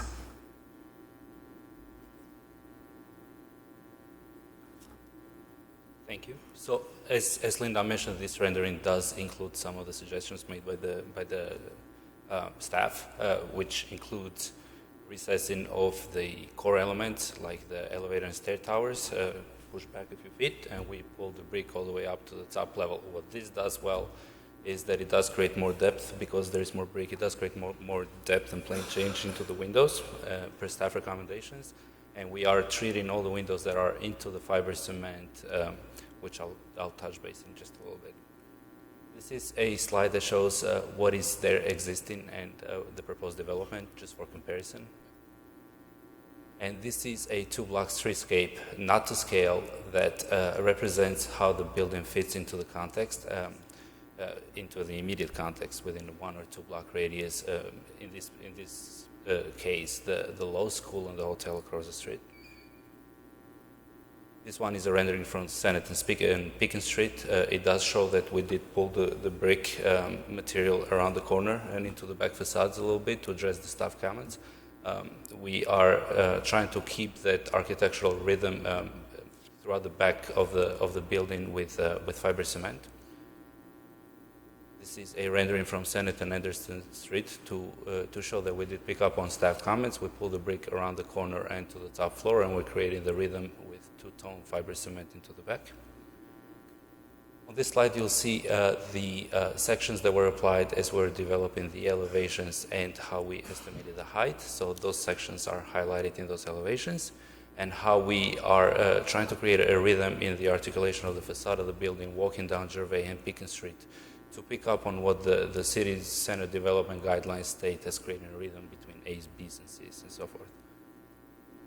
This one slide highlights some of the sections about how we are referencing the guidelines into our building as in terms to the upper portion of the building, and how we are breaking the mass. We are articulating both vertically and horizontally, and we are expressing a variety of windows to change the scale. Section 5.3.6, we are showing how we are shielding our roof-mounted equipment with our parapet. It is 42 inches high, so it will not be visible from the street. So these are the elevations that show just that. South and car care. On this material board, you'll see the materials that we have selected for the building, mainly two main materials, brick and fiber cement for the field, and we do have some accent materials like metal trims, which are darker to emphasize areas that we're detailing. We did look at the immediate context in the buildings, and we tried to pick our materials based on that. We picked our materials based on that. You'll see that the brick kind of matches what the Graduate Columbia Hotel and the McMaster's College has. It's in the same gamma.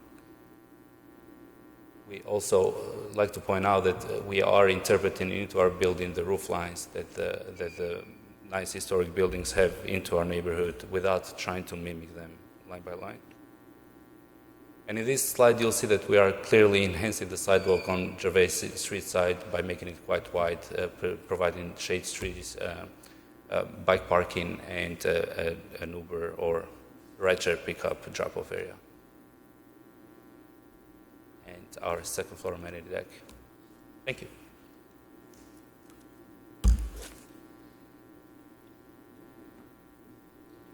Commissioners, I would just respectfully request a minute or two of additional time.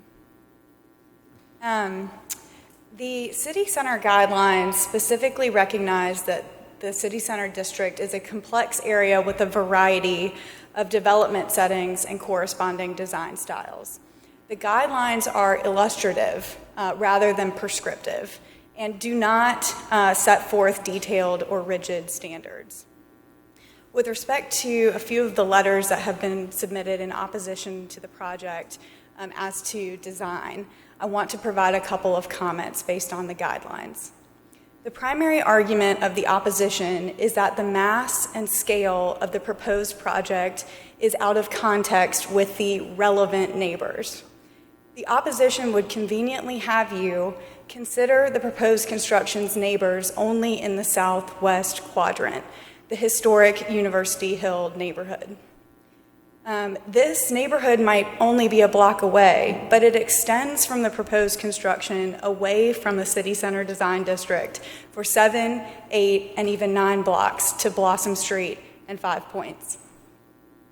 This area is undisputedly not within the City Center Design District, but instead a historical district with separate design guidelines. The residents asked the DDRC to ignore a commercial structure directly across Gervais Street, the hotel. They argue that you should ignore the hotel because it's not in the City Center Design District, but neither is their neighborhood. If the DDRC is going to consider the housing, the single-story residential housing within the University Hill neighborhood, which we believe to be appropriate, you should also consider surrounding areas to the project and not limit your scope of review to the southwest quadrant. In doing so, you would consider more functionally similar and contextually relevant commercial structures, including the Heritage, Senate Plaza, and Capstone, all within the University Hill neighborhood, as well as commercial structures that are along Gervais. The hotel, 1411 Gervais near Gervais and Bull, 1301 Gervais on the corner of Sumter and Gervais, all of which are undisputedly high-rise buildings. You would also have to consider the Department of Education building on Senate Street, south of Gervais. The neighbors' restrictive view of a contextual consideration is too limited. It contradicts the purpose of the guidelines, objections of the guidelines, and goals which the city has set forth. Thank you for your time. Thank you. Do commissioners have any questions for the applicant? In that case, is there anyone who wishes to speak in support of the application? Is there anyone who wishes to speak in opposition? You've been sworn in? I have been sworn in. Good afternoon, Mr. Chairman, members of the DDRC. I'm Tom Gottschall. I'm the president of the University Hill Neighborhood Association. I'm here on my behalf and on behalf of the association members. The association has adopted a resolution opposing the Trinitas project, and I want to speak with you about that. Now, this is the third time, frankly, we have been here, and we have had members who have been here before from our neighborhood. Because of the advisory, we have asked those who are not speaking not to come. I have prepared a list of those who, however, oppose it, who have been in contact with us or who have been here. I'm going to present that at the end. Well,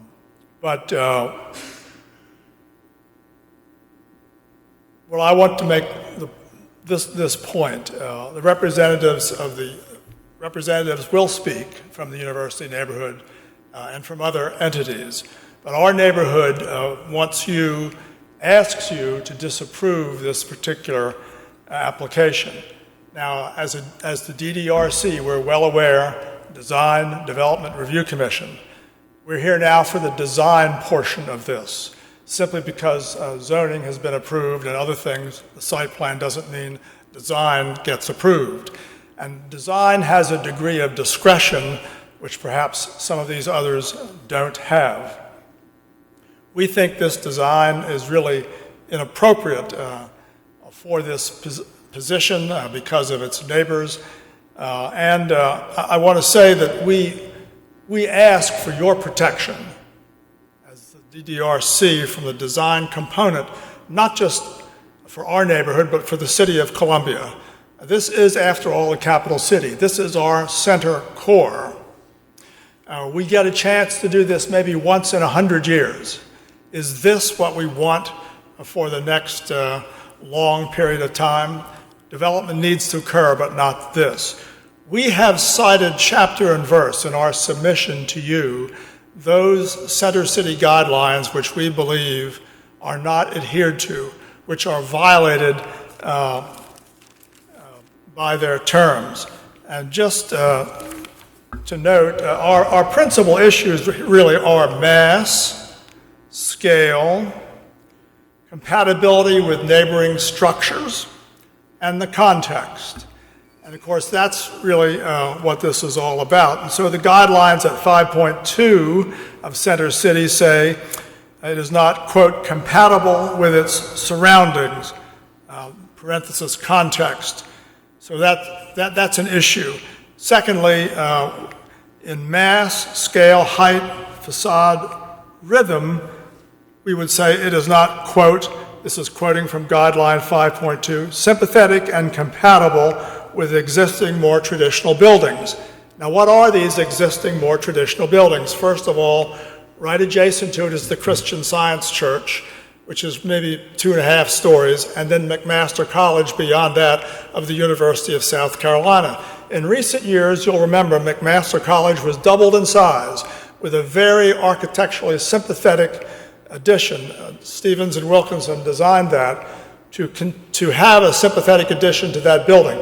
There's nothing with respect to this building that is proposed that is sympathetic.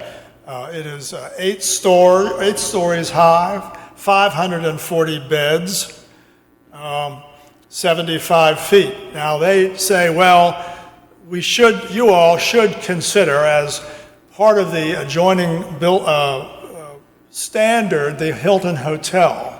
But the Hilton Hotel is not within the DDRC. So that was built without your input.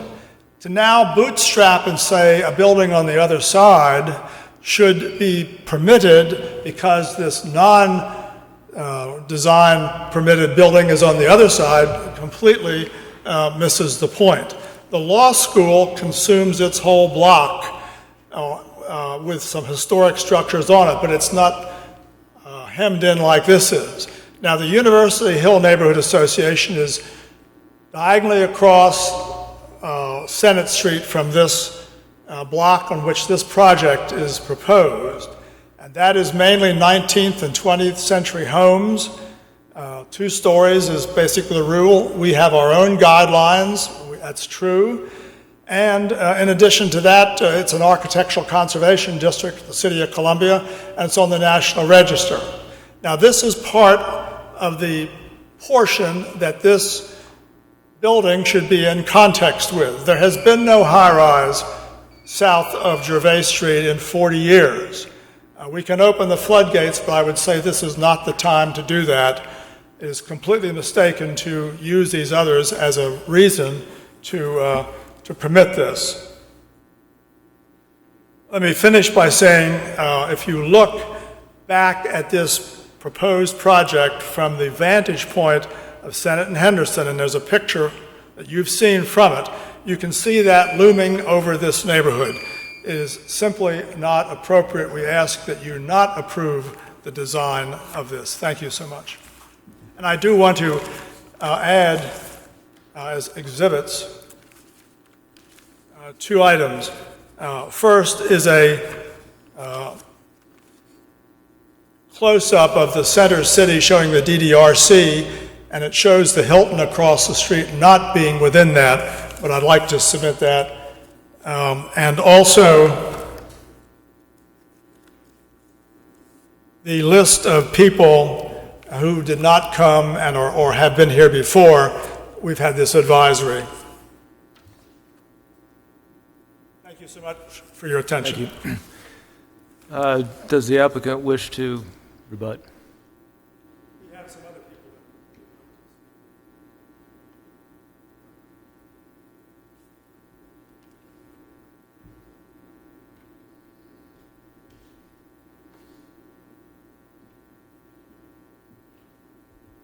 Thank you. First, Chapter 5 of the guidelines do speak to the fact that you are required to consider the proposed construction within the context and surroundings.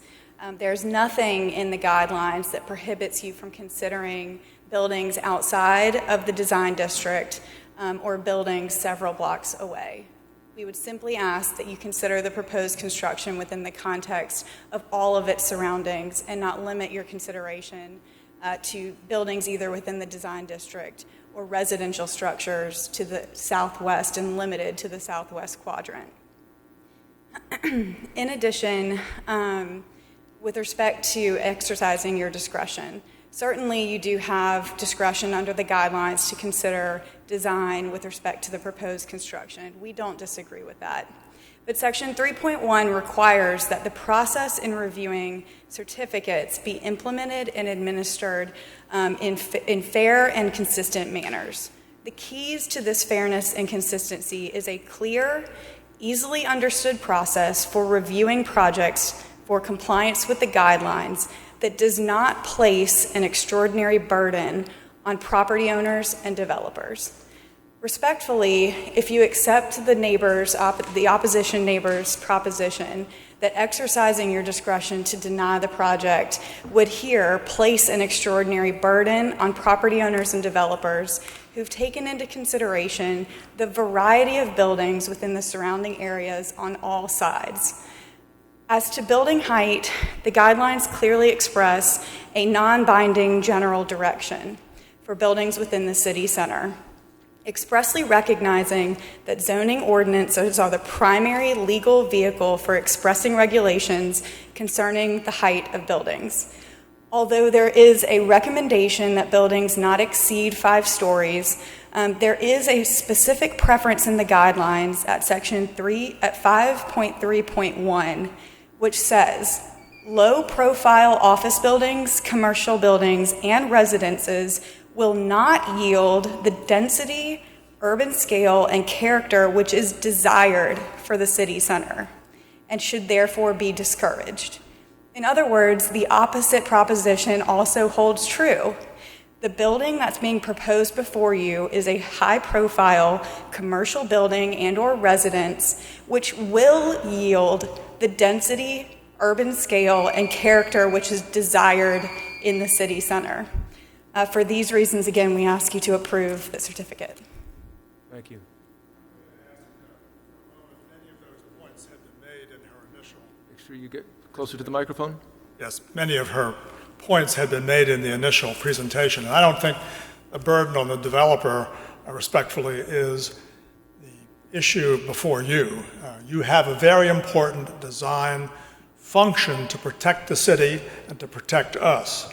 And I would say again that it is the height of illogic, frankly, to try to cite the Hilton as a building that should be looked at to bootstrap this building forward. So we ask that you use that discretion which these rules have. You know, Section 5.3.1, for example, talks about the general rule in the downtown area being 5 stories.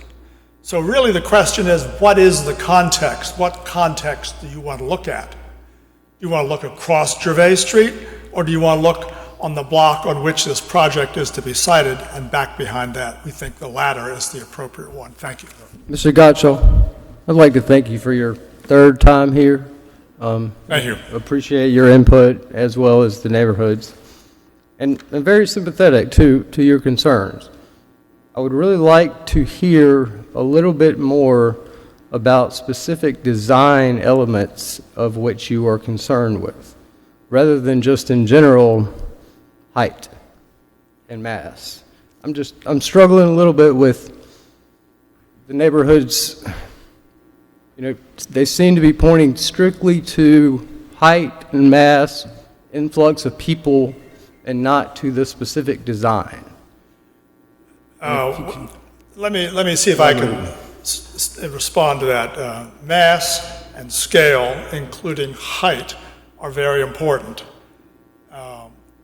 Regardless of how the facade may look, we're not thrilled, frankly, with the facade itself. The facade has a glass corner, those are apartments. Now, they referred to 274, I think, once, and once 276 units, but they're 540 beds. And we know that this is to be marketed to students. Now, if students are occupying these buildings and you have these big windows coming down, I think it's unlikely that this will have a dignified presentation, as all sorts of stuff gets hung in windows. But our principle, the design, we think, is complete. We saw these pictures of houses in our neighborhood and university buildings. The last 20 years, the university has built phenomenally good architecture. This is not an example of that. And so those are very important to us. We don't, if you want me to express more about the design, but there's no setback here. The law school, for example, has a tree lane. It may be temporary, but there's a tree lane in front of it. Behind it is the O'Regan Yard House, the Taylor Mansion, but there's a lot of space in there. There's no space here. The law school is 3 floors. The top is kind of a mansard roof. It's only 58 feet, and then the next is sort of a setback. There's no attempt by this building to disguise its mass and scale. And I think it can't be disguised because they're trying to put too much into the location. Thank you. And I would like to try to avoid a lot of back and forth. Let's get on with the statements on the part of the public. We need to, when we do that, give the applicant an opportunity to rebut. But I'd like to, I think that we have a pretty clear sense of a lot of the sentiment, so that if we could keep it as unredundant as possible, I think it would help everybody. With that, is there someone else who would like to speak in opposition? Good afternoon. My name is John Scheer. I'm the Director of Cultural Resources for Historic Columbia. I'm speaking on behalf of Robin Waits, but I will also add my 2 cents in on this. I'm not going to go over everything that we've already discussed, really. Robin's remarks were largely based on those issues of scale and on mass and height.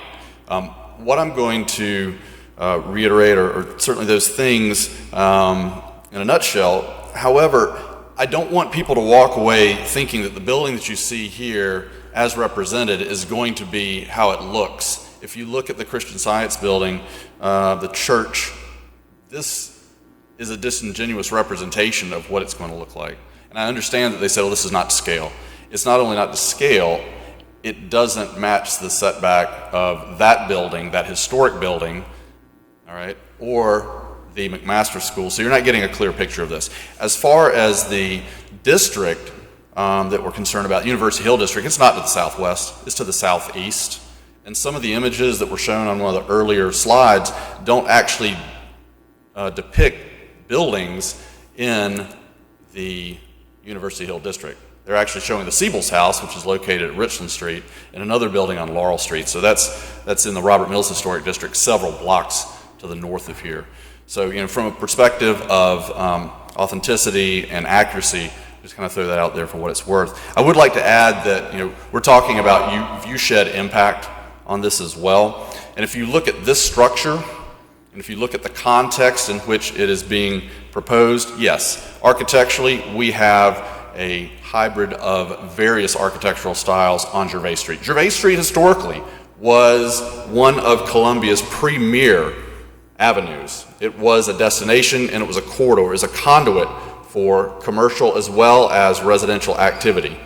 As such, from a design perspective, it's incumbent upon us as all citizens to work with one another to improve our city center, to bring it back to something that we can be proud of, but there are some things here that I think we need to be considerate of. Thank you. Thank you. I would quickly like to say that C3 zoning does allow us, section 17-276 does allow us that we can reduce our setback to 0 on street side. We confirm with city staff, and both Pickens Street and Gervais Street are considered front lots, which means that we can go all the way to the lot line. We still are keeping an 8'4" setback because of the height and because we want to make a pedestrian-friendly sort of environment. Also, the guidelines, section 5.4.1 does state that the setbacks need to be appropriate with the adjacent building setbacks. Zoning does allow us that we need to match the setbacks that the buildings adjacent to us do have. The car care center, or the car care center exactly, to the east, it does go to the lot line, so we are matching that. And the church, we are matching the setback on that as well. And I don't think the church is historic. Thank you. Anyone else who wishes to speak in opposition?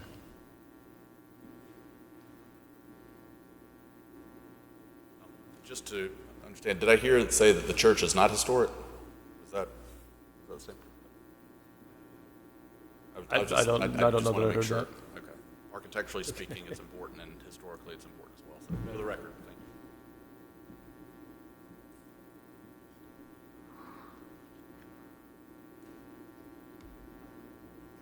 you. Again, I'm Patrick Hubbard, talking about design. I would like to ask a question. When we went through all these pictures, this is not a picture that has been in the materials that I have been able to see. I think that's my understanding too. I was going to get clarification on that too, but I think this is new, correct? Right. And when they were running through them from the side, it looked like it was not brick. They brought some new drawings to this meeting to address some of the staff comments from the evaluation, is my understanding. Well, I'm trying to decide, is it brick all the way around, or does the neighborhood have to look at the backside, so to speak?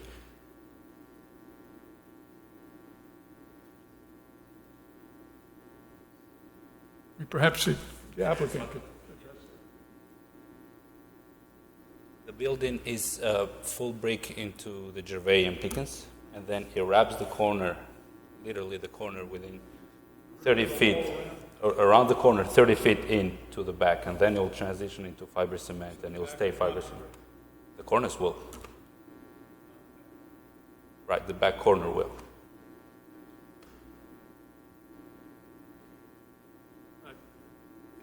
Get the sympathy we're trying to, from the university side, from Senate Street side, even if you do like this, which we do not think you should, we have a problem of why don't we get the brick?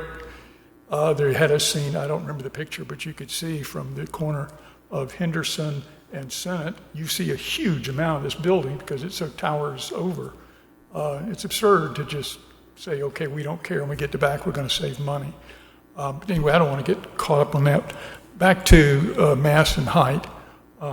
What do the guidelines say? It should complement existing structures all right, whatever that, it's complement with an E. I'm not sure that that satisfies that, but I wanted the next part here, and this is quoting from 53.5.3.1. It should be, quote, consistent in considering the height of the proposed structures as they relate to adjacent development context, adjacent. Going around Columbia and finding tall buildings and saying this is not as tall as those buildings should not count. That's not adjacent. What is back to now? I just want to. The building is basically two cubes put together. All right. There's very little back and forth in terms of offsetting the sense of mass. They go on and on about the Hilton Hotel.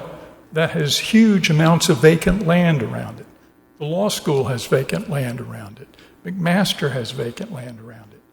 Even their presentation agreed that most of the stuff around the building is 2 to 3 stories. The only way to go find big, tall buildings was to leave adjacent stuff and go elsewhere. I know it's hard sometimes. I've been on boards where you've got to, nice people have nice projects, but also 30 years ago, a bunch of people spent hours in meetings, citizens, planners, putting these down, and the citizens thought at that time, 30 years ago, there would be a commission here to protect them and hold the line on what they really wrote down. Now, a general rule of 5 feet, normally when I think the general rule is 5 feet, I want to hear a good reason for 7. Okay? I'm 75, there's 7 stories. This building barely gets into 75 feet. They're supposed to put a corner that has glass on Gervais and Pickens. They can't do it. Why can't they do it? At that corner, the building is below the sidewalk. So, in terms of just how much they're squeezing. Now, again, it's 2 cubes. They're solid, minimal setbacks. I think at least a couple of the setbacks, as I said in my I gave a shorter version of what I gave earlier. I think there's a serious problem as to whether they're meeting C3. To the extent that you use techniques to reduce mass, they have almost done it. Not at all. You could do step backs, not done. They're little small things. They have not done that. I'm sorry I've gone over. Thank you very much. Thank you. I wonder if the applicant would like to consolidate their comments until we hear more of the opposition comments. You're welcome to do whatever you want to do, but this could be a ping pong match. Maybe. Is there anyone else who wishes to speak in opposition? Dan D'Alberto. I'm a consultant for the University of South Carolina that works with them on real estate, land use, and zoning issues. I'll be brief. I'm here on behalf of the University of South Carolina today, and specifically Derek Gruner, the university architect, who wanted to be here but had to be with a donor this afternoon. So hopefully he'll bring us in a nice check later on today. I wanted to give you just some brief context as to why the university is here, and then and tell you what our position is. The university has had a long-standing cooperative agreement with the University Hill neighborhood for more than a decade now that relates to growth between the university and into the neighborhood. And so essentially that cooperative agreement that's been in place for well over a decade essentially says the university itself would not make any additional efforts to move into the University Hill neighborhood. So for instance, although we did not move into the University Hill neighborhood when we built the law school, we approached them for assistance with design and to make sure that they felt comfortable with how the building is going to look before we decided upon its final architectural design. And so that's kind of the context of the relationship between the university and the University Hill neighborhood. In some, it's an extremely positive one now, and it's even gotten better over the past several years. So we're here today to be in lockstep with the University Hill neighborhood in that we would agree with the letter that they submitted in that the letter states that this does not meet certain DDRC guidelines, and we would agree that it does not meet those guidelines. Thank you. Anyone else?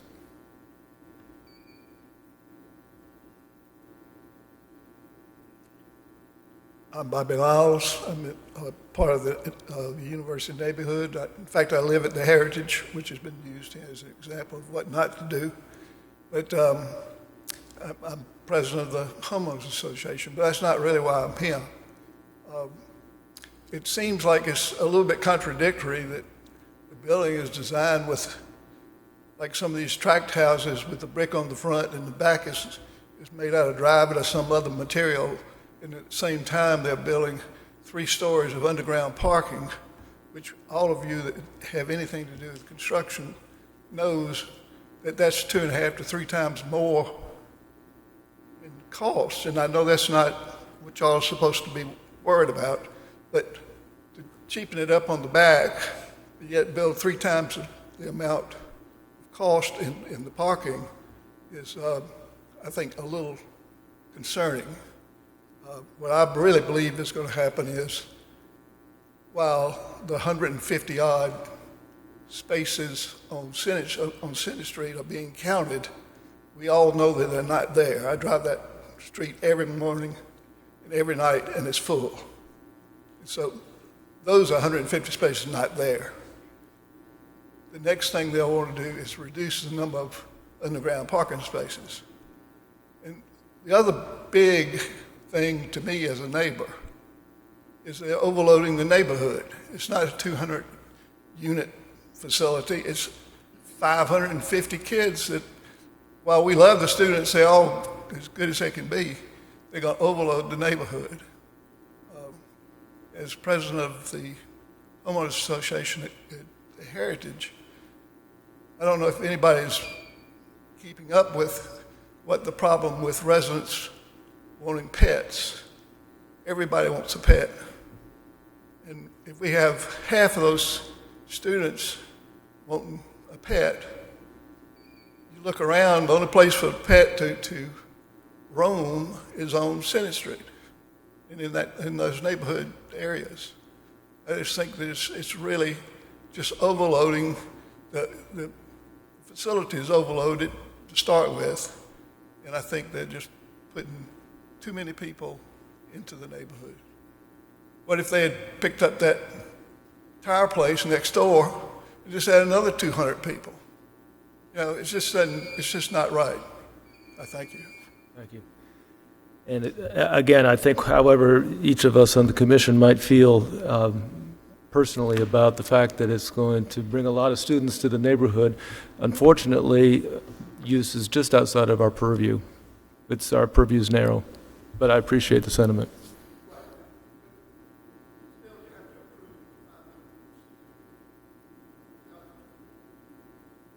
Again, whether it's students or not is irrelevant to what our purview is, unfortunately.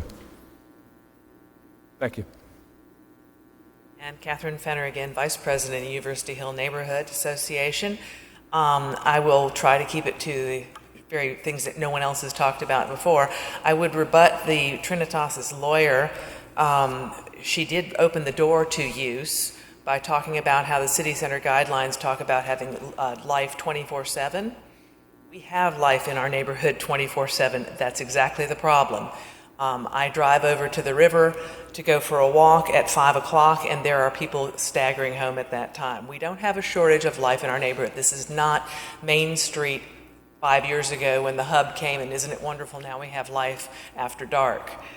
I think we're also very concerned that this feels like a second bite. We were assured by staff that no new material should be presented by the applicant, that this should simply be a rerun of the January presentation. And we're seeing a lot of new material, and this very much feels like a second bite. I think we're very much concerned about the fact that it is a giant brick blocked in front of our neighborhood. There's no sense of articulation. It has been referred to about the law school is supposed to be, according to the picture nicely done by staff, it's on the same level, but in fact the front of the law school is 58 feet. But when you look at it from the rear, unlike what is shown on their picture, it comes down. The little second area is lower. That's actually a law school building, and it steps down, and then you have Ori Ginyard. So when you are standing looking on Senate Street, which I do, you see Ori Ginyard, this whatever second little building that is, I don't know what it is, a courtroom or something, and then the regular law school. So you have a step up over an entire city block and not just something splat on against the Christian Science Church. And I think I have hit all the important points. I think our biggest concern is that they have, in fact, tried to maximize the permitted space under the zoning. Your purview, of, as you pointed out, is on design and not the sort of maximum, oh, well, they're entitled to go 75 feet, they're entitled to go here, they're entitled to go there. They're entitled to do it, but with some sensitivity to the surrounding area. That's why we are in the DDRC and not the Planning Commission. Thank you very much. Thank you. And at any time, you all are welcome to reply, but if you'd rather wait until, that's good, fine. Anyone else here in opposition? At this point, I will ask if there are any emails that have been sent in opposition. We'll take another 5-minute recess and wait for that. So right now it is 6:12, so we will wait till 6:17 for the emails to come.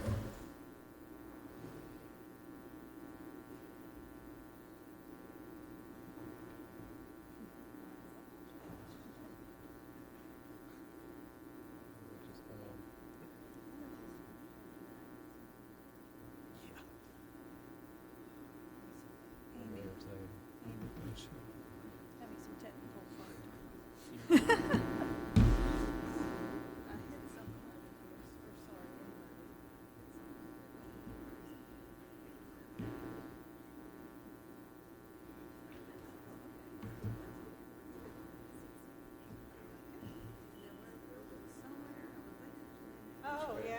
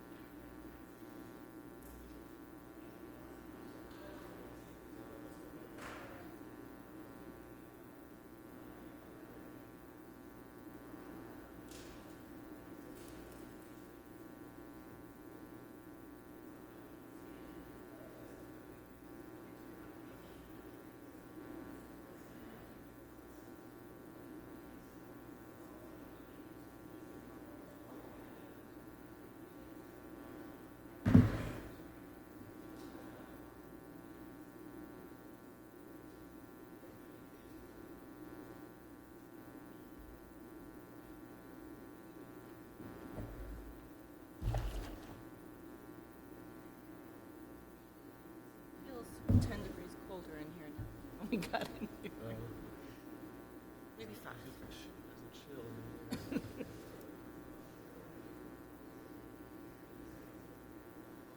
Now it's worried about being hot.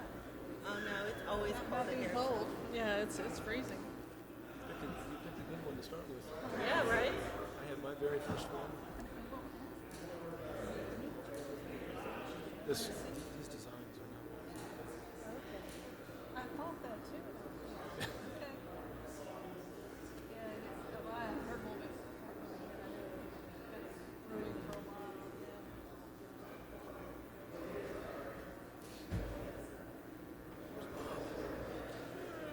Where's Sanford? Oh, never mind. Wait, no. Where'd Bob go? Yeah. Oh, yeah. Where are these guys? And Paul. Paul left. Did he really? He said he was going to leave at 5 minutes to 6. Okay, we're...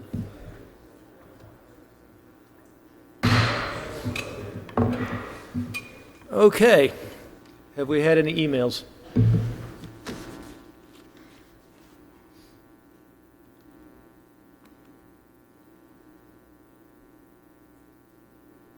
We're missing a commissioner. You still have a quorum. Do you want me to wait till Bob comes back? Did he? No, let's go ahead. No additional emails. There were those 4 letters that were read out loud before. Those were from NAI, Columbia Chamber, Trinity Partners, and the David Massey Law Office. Thank you. If you want me to read them, I can, but I don't think that's necessary. Once is probably good. But I would like to know where our other commissioner is.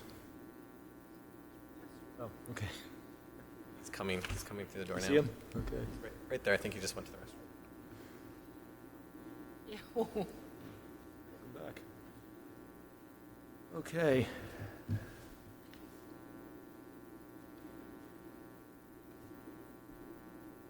I did have a couple of questions for the applicant, given the new design imagery that we're seeing.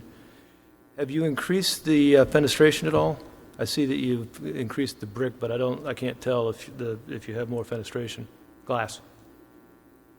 To glass? More glass? No. That was Okay. not one of the recommendations by staff at the time Okay. of the report.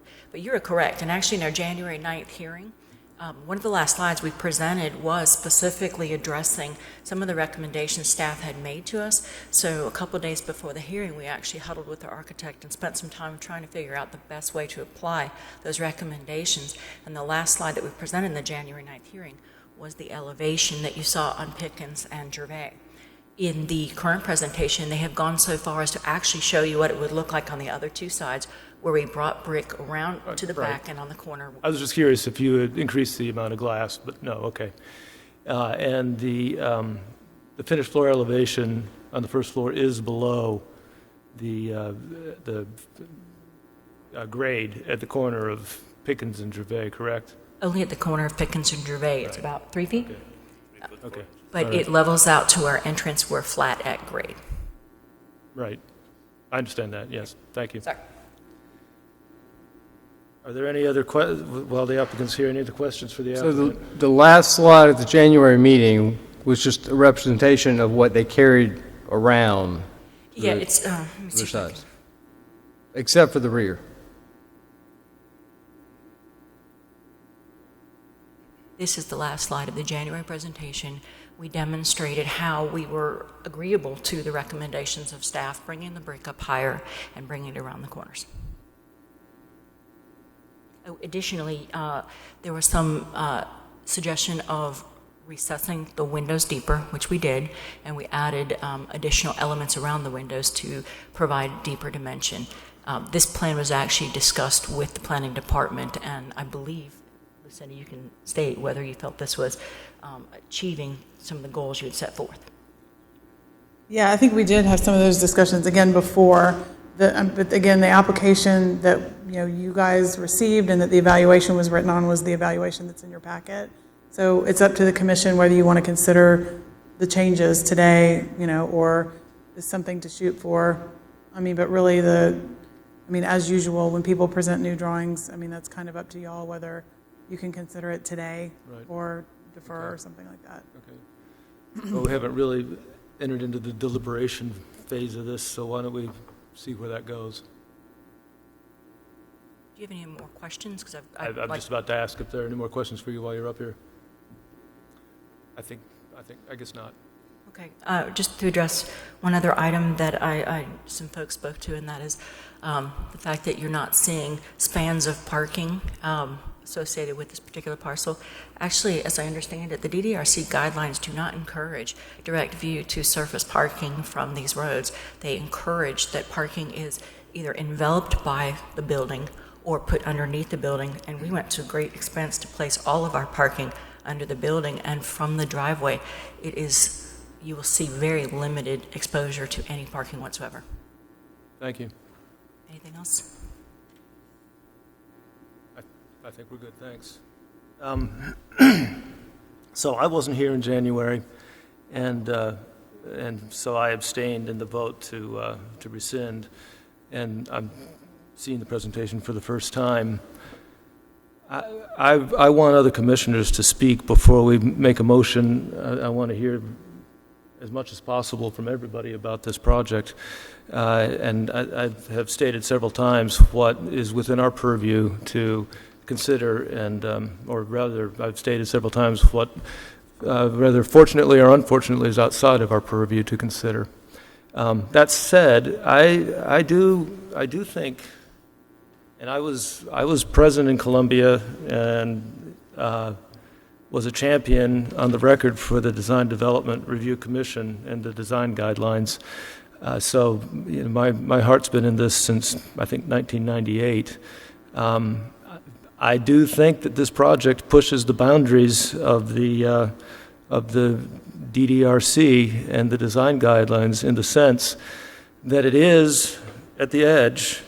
And it is a unique site. I believe that it genuinely is a gateway site to the downtown design district, and it's a gateway to the university, and a gateway to the South Carolina State House. And in that respect, I think it is the most prominent, I think it's safe to say, that it's the most prominent site on the edge of the design district, welcoming folks into the city center. So I applaud the year's worth of work, the hard work with the staff, and I think that the staff has done a very good job of analyzing this based on the guidelines, and it falls within zoning, it falls within the allowed massing and height. But I think the problem, what I'm struggling with, and I could make the argument either way on this project, but I'm struggling with what I believe is it pushes every single boundary. It's literally at the boundary of the design district, and everything about the project pushes every single boundary. I think what we're seeing this evening is an improvement over what we had in our packet, but I think there is merit in 5.3 with respect to the language that buildings, except for some exceptions, should be no more than 5 stories. That is more restrictive than zoning, but the reason that we established the Design Development Review Commission was in order to be able to deliberate when sometimes it required deliberation and interpretation of what's appropriate for the community. I think this is a special site. So my tendency is to feel as if to apply the guidelines with an abundance of caution. In that respect, there's also a language in the guidelines about a corner entry. In this case, a corner entry wouldn't be possible because the finished floor is below grade. It would be better if the building were not as tall. It would be better if the building were 5 stories tall. I think that the concern about the south side of the building is a very legitimate concern. And my very first day on the DDRC, there was a very large student housing project that was just to the west of the campus of the Horseshoe. And we had great concern about not just the street facades, but the entire building, because it was so prominent and so big you could see it from everywhere. And I have the same concern about the south side of this building. I think that there's more brick on the Pickens and Gervais Street facades, but I still feel as if the other sides of the building are going to be extremely visible and very prominent. My own inclination isn't, I think, to just flat out deny this, but I do think that there's a great deal of room for improvement, and I do think this site is unique. I think it is a unique site. It's at the gateway to the district. It's along the arguably the most prominent corridor in the city, one of the most prominent corridors in the state, leading to the State House. We get this one chance. I think that comparing this to the Hilton across the street, the problem with that is if the Hilton were actually within the downtown design development district, there would have been, I think it's reasonable to assume there would have been different conversations about that project. I do think that the law school and McMaster are very significant context for this building. And with respect to that, the law school has much more depth. It's a solid brick building with the exception of terracotta. Same with McMaster. There's a great deal more depth, particularly per capita, if you will. So I'm torn with this one. It meets zoning. One can make the argument that it meets most of the guidelines, but it also pushes the boundaries. And it doesn't have the corner entrance. It's very prominent on the south side.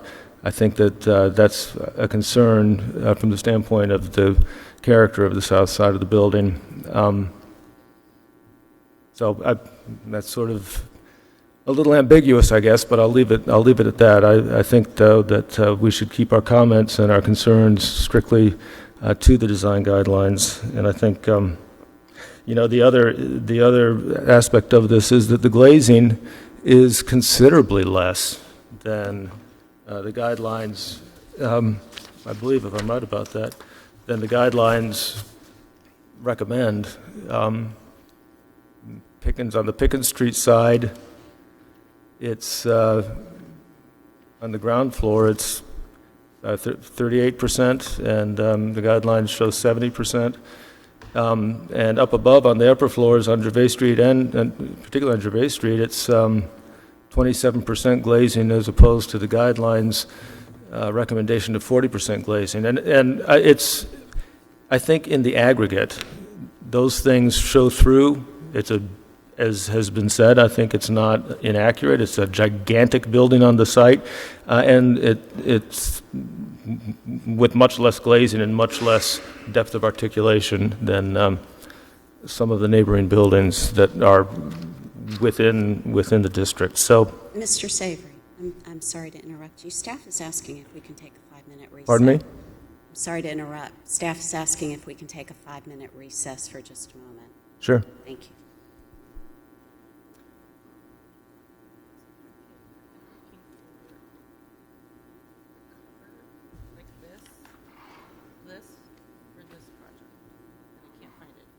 Got it right here.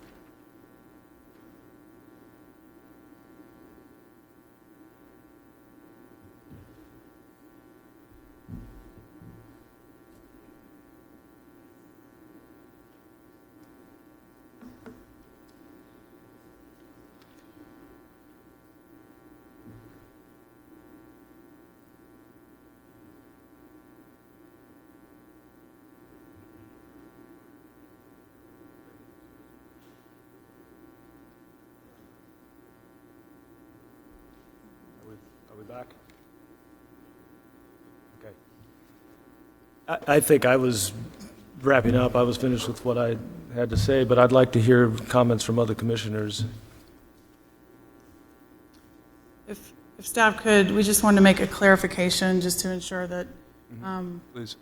based on other past projects and precedents, just to ensure that we all understand that the DDRC can't require a reduction in the allowable height or the allowable building envelope that's permitted by zoning. So aside from that Right. particular thing. And I appreciate that. I understand that. I'm really speaking more in the aggregate, the entire picture kind of question is, and this may work. This may be moving toward a work session process. I don't really know, but I just felt as if in the aggregate, that was the impression that I have of the project. So I understand what you're saying. Appreciate that.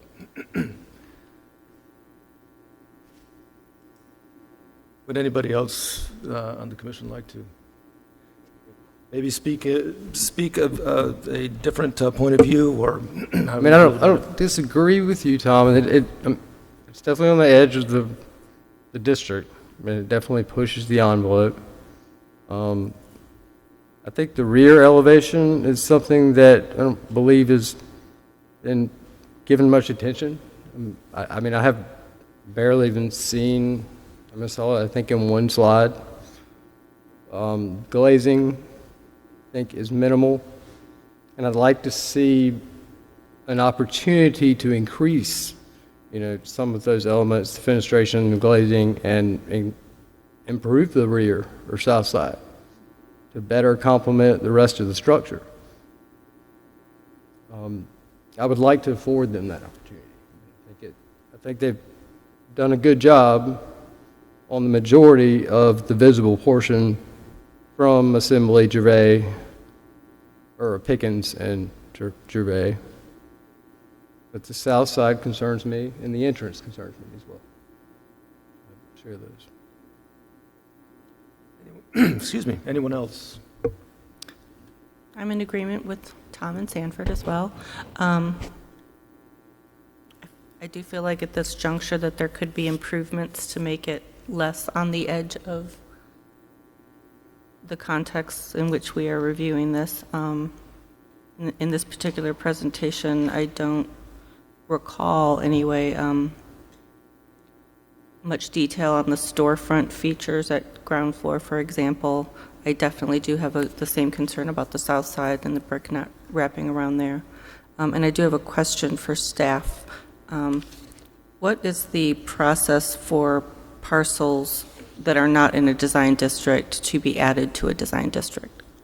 Basically, the way it's always been done is if parcels are combined and we end up with a project that is going to span several parcels, we always recommend that the DD overlay be extended so that the whole project is within the design overlay. And I can't think of a case that we've ever taken parcels out of the design overlay.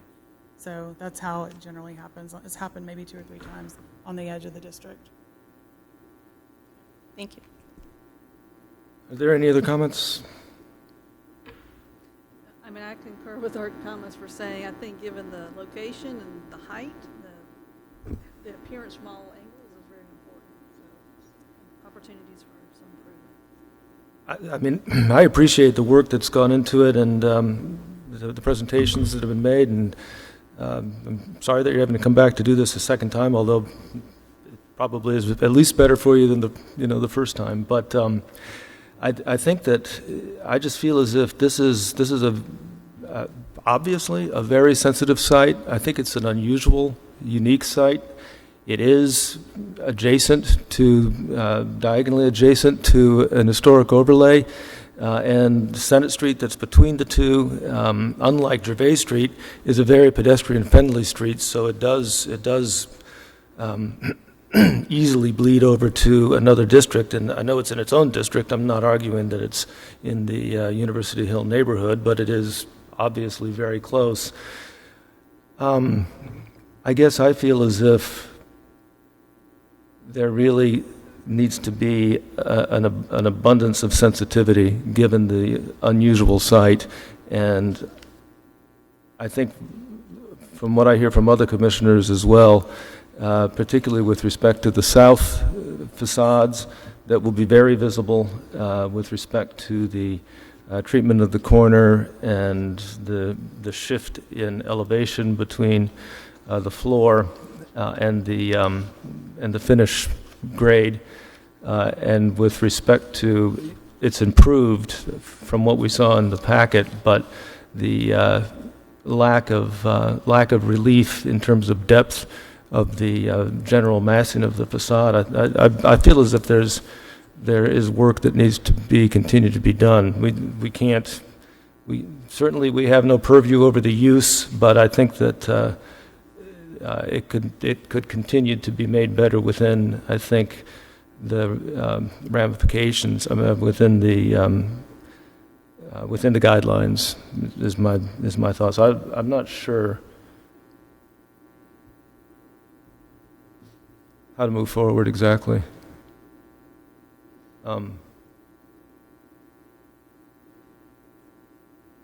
Would you all be open to a work session? That's a way that we can work through these things. They're public record, and commissioners and the applicant meet to review issues, or another option is to continue to work on those and come back. Unless the rest of the commission feels as if we're ready to vote, and the problem is I'm not sure that I'm comfortable referring everything to staff. I think that's a lot of burden on staff, and they generally don't like having that much open-ended decision-making to do. It seems like there's some relatively significant aspects to this that we're discussing. I agree with Tom. If you'll give us just a minute to discuss that, and we'll Certainly. respond to that question. Certainly.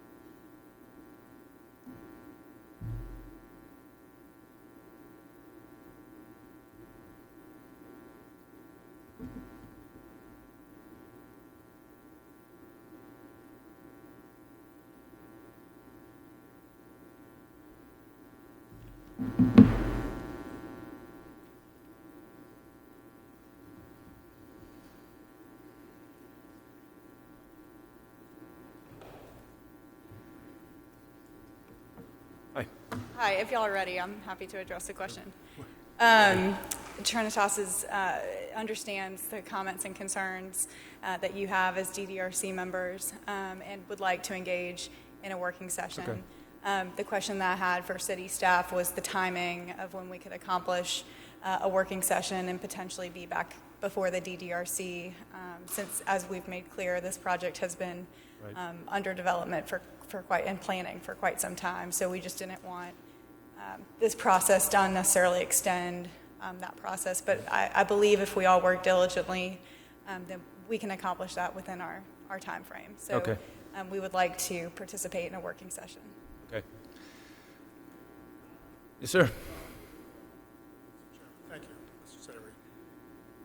The problem with this is the input that we have is really not that much. The first interview we had with Trinitas, it took us the whole interview to find out who they were and what they were doing. They really wouldn't admit to us what they were up to. It was a very unsatisfactory meeting, and we asked how many units. Well, they couldn't tell us that.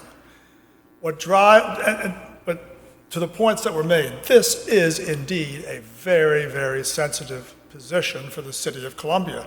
This, as someone made reference to the Gateway, we're supposed to have the best architecture, the best projects in the Gateway. It's our front door. Now, if we're going to have a work session, we were not party to these work sessions. They have all this opportunity to have input. Excuse me, what we're talking about is a public work session, and members of the public are absolutely invited, and it's posted in advance. Whatever you're referring to was not a work session like this. But what I'm saying is the application process in the very beginning doesn't really include us. They're encouraged to come and speak to us, but we don't get to speak to staff and to work out things like they do. There's a problem, and they try to work it out. What I'm saying to you is this, as someone said it too, it's putting lipstick on a pig in this situation. There's so much wrong with this particular proposal for this particular spot. It has to come down a bunch of floors. Are we going to be able to have a work session where they'll say, okay, we'll do 4 floors or 5? They have tried to pack so much into this for their purposes of getting the financial side that they want. But design isn't necessarily to be burdened by their financial needs. That's not what I think we're really talking about here. So I would suggest to you that the work session, as something that would be productive, is unlikely because the amount of give and the amount of take is too much. But if there is something, we've been here for 3 months now, back and forth on this thing. And this is an important project. It's an important project for our neighborhood, for the city of Columbia, the capital city. So we're very leery on this particular issue. Thank you. I appreciate your sentiment. With that, would somebody like to make a motion to defer? I can make the motion if you like. I move that we, I may need a little help with the wording from staff, but I move that we defer the project until we can have a work session to further develop the project based on the concerns that we've expressed on the commission, with the possibility of the project, the application coming back. I'll second that. Any discussion? Could we have a vote, please? Yes. Yes. Ms. Fuller-Wilt? Yes. Ms. Jaco? Yes. Mr. Savory? Yes. The motion passes. Thank you. Thank you. Next case, please. Chairman, I'm going to recuse myself from this. The next case on the agenda is 1000, 1010, and 1014 Lady Street and 1218 Park Street. This is a request for certificate of design approval for new construction in the City Center Design Development District. Too much noise. Put time out.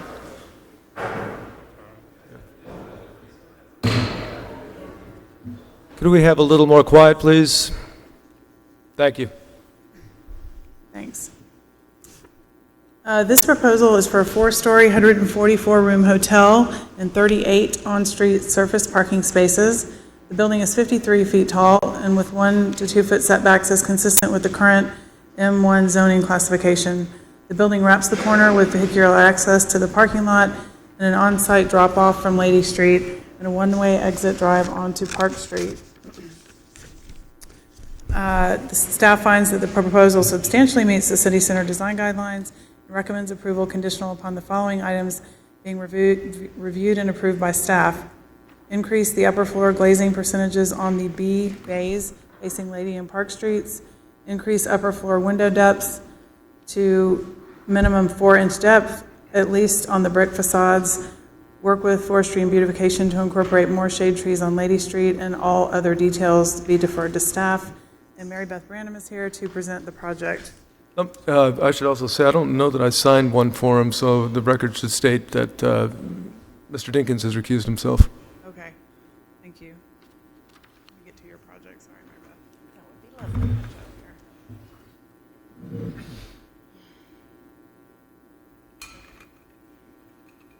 Good evening. Thank you so much for the opportunity to be here tonight. My name is Mary Beth Branham, and I'm the principal architect and office leader for Columbia's LS3P office. This is really an exciting opportunity to talk about a great new project that's going to be in our Vista area. This Cambria Upscale Hotel is a wonderful brand for choice hotels, and it'll be a welcomed addition in our Vista area and, of course, in the city as a whole. Excuse me, how do I? Oh, here we go. So you can see on our team slide here, we have many of the members of our team here, but unfortunately some could not make it due to the conditions that we're under right now. But note that we're a design build team of McCrory with LS3P, and that the owner's team is their choice, their construction manager Highside, and legal representation with Nexon Pruitt. It's really important that you know that they were all planning to be here today because it's an extremely important project to them, and they've been on site for numerous occasions, but they are joining us streaming online right this minute. We've had the great opportunity to be involved with strong leadership and design in our firm on this project, and we've had an opportunity to meet with your planning staff on several occasions before coming before you. We've actually read through their final comments, and we feel that they're appropriate, and we would welcome their feedback so that we can tweak the design. But more importantly, we're here to hear your comments on the design. So I'd like to begin the presentation to give a general overview, even though you've seen the material, and I'll invite various members of my team to come up and speak to certain aspects. So in terms of the context, obviously you've seen that it's on the corner of Lady and Park Street, and it is zoned for M1. And it's located on the edge of the Vista, surrounded by historic structures that we all know is within that vicinity of the site. And most of them are revitalized for office and retail use, as well as there are various new hotel projects within close proximity. In looking at the site in a little bit more design detail, I'd like to ask Darren Holcomb with Cox and Dinkins to come and approach and discuss the design. Thank you, Mary Beth. Darren Holcomb with Cox and Dinkins. I'll just make a few brief comments about the site. As Mary Beth mentioned, the current site is roughly 1 acre, and it's on the corner of Lady and Park, northeast corner. The site appears relatively flat. However, there is an 8-foot grade differential and a change from Lady Street west to east as you move down toward Park Street, and that has an impact on the design to a certain extent. Also, as you may know, the city has fairly recently improved the Lady Street pedestrian experience. We are working with that pedestrian experience and the existing curb cuts off of Lady Street in our design approach. So the site plan indicates 38 on-site parking spaces, as we just received a variance from BOZA for this amount given the vast availability of on-street, off-site parking available. The surface lot will now be hidden behind the building footprint for a better pedestrian experience, and tree islands per the city's requirements have been added. Note that we are using the primary existing curb cut on Lady Street as the main vehicular ingress and egress for cars and for drop-off into the lobby. The other curb cut along Lady Street will be closed and reworked into 2 additional on-street parking spaces. We're also adding a vehicular exit along Park Street to ease the process for exiting the site. For landscaping, the hotel, as the hotel functions, will be activated primarily along Park Street. We are enlarging the sidewalk from 5 feet to 8 feet wide and replacing the existing crepe myrtles with 5 Bosque lacebark elm trees. We understand staff is recommending we also look at the existing trees along Lady Street, and we will work with staff to see what would be most appropriate at that location. Thank you. Thank you so much, Darren. Appreciate that. So as we move into talking about what I think you really want to focus on today, and that's the exterior design and how we've kind of looked at the context that we have. So what I'm showing here, a few images of some of the brands, typical scale related to the scale of our project that you can see around the country.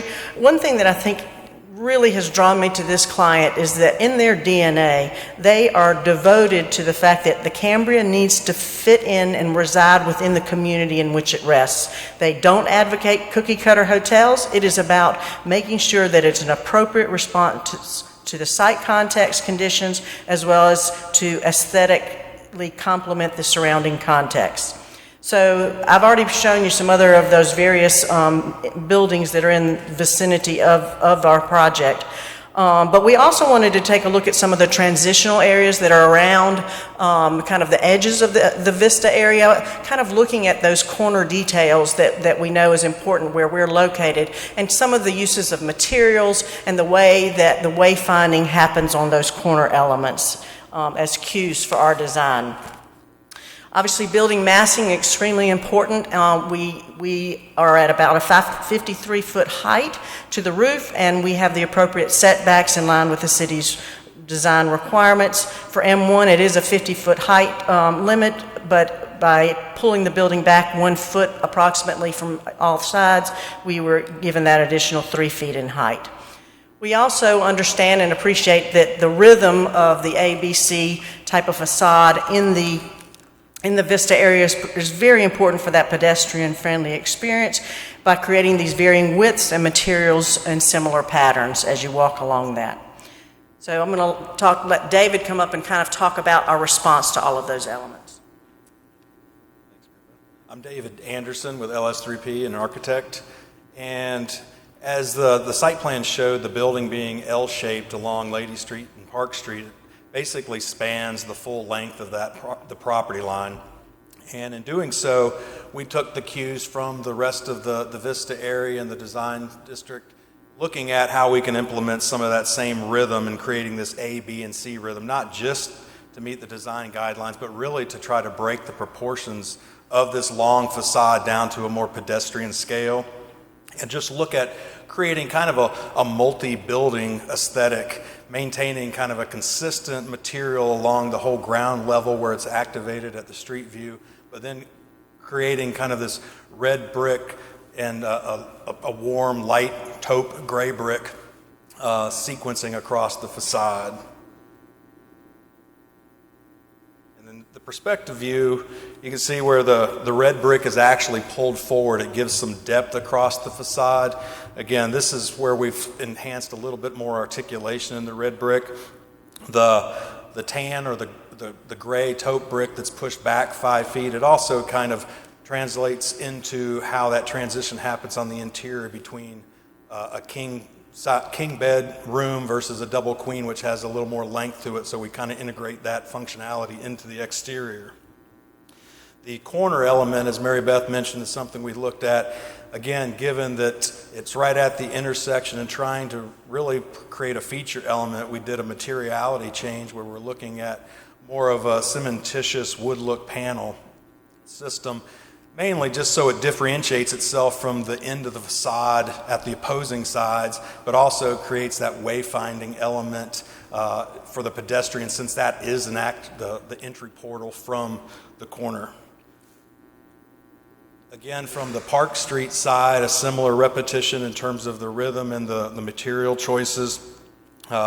Same frontage in terms of an aesthetic. You will see kind of midway down that facade, there's an exterior patio that's directly off of an interior restaurant area on the ground floor. Just again to add a little more activation and inviting pedestrian experience along the street frontage. The enlarged elevation is mainly showing you the brick choices that we're proposing be implemented on the facade. We also have a material board of hard copies I'd be happy to bring closer to you guys. But it's mainly looking again at this warm, dark gray brick along the base of the building, and then looking at undulating between the red brick and the light taupe gray that you can see throughout some of the Vista area as well, or the downtown area. Again, the corner element being that cementitious board that we're proposing. The enlarged plans show a little bit more of the details in terms of the way we're handling some of the mechanical louvers associated with the building, trying to integrate the proportion of those into a vertical element that kind of aligns with the windows. In many cases, they're butted up in part of the window assembly. Other areas, they're kind of this adjacent freestanding element, but again, trying to maintain the proportion. We are looking, as the staff had made a recommendation, to move the glass back additional inch. We have done that. The window frame itself is 3 inches back, but the face of the glass would be 4 inch, and so we're willing to work through some of those direct design ideas with the staff.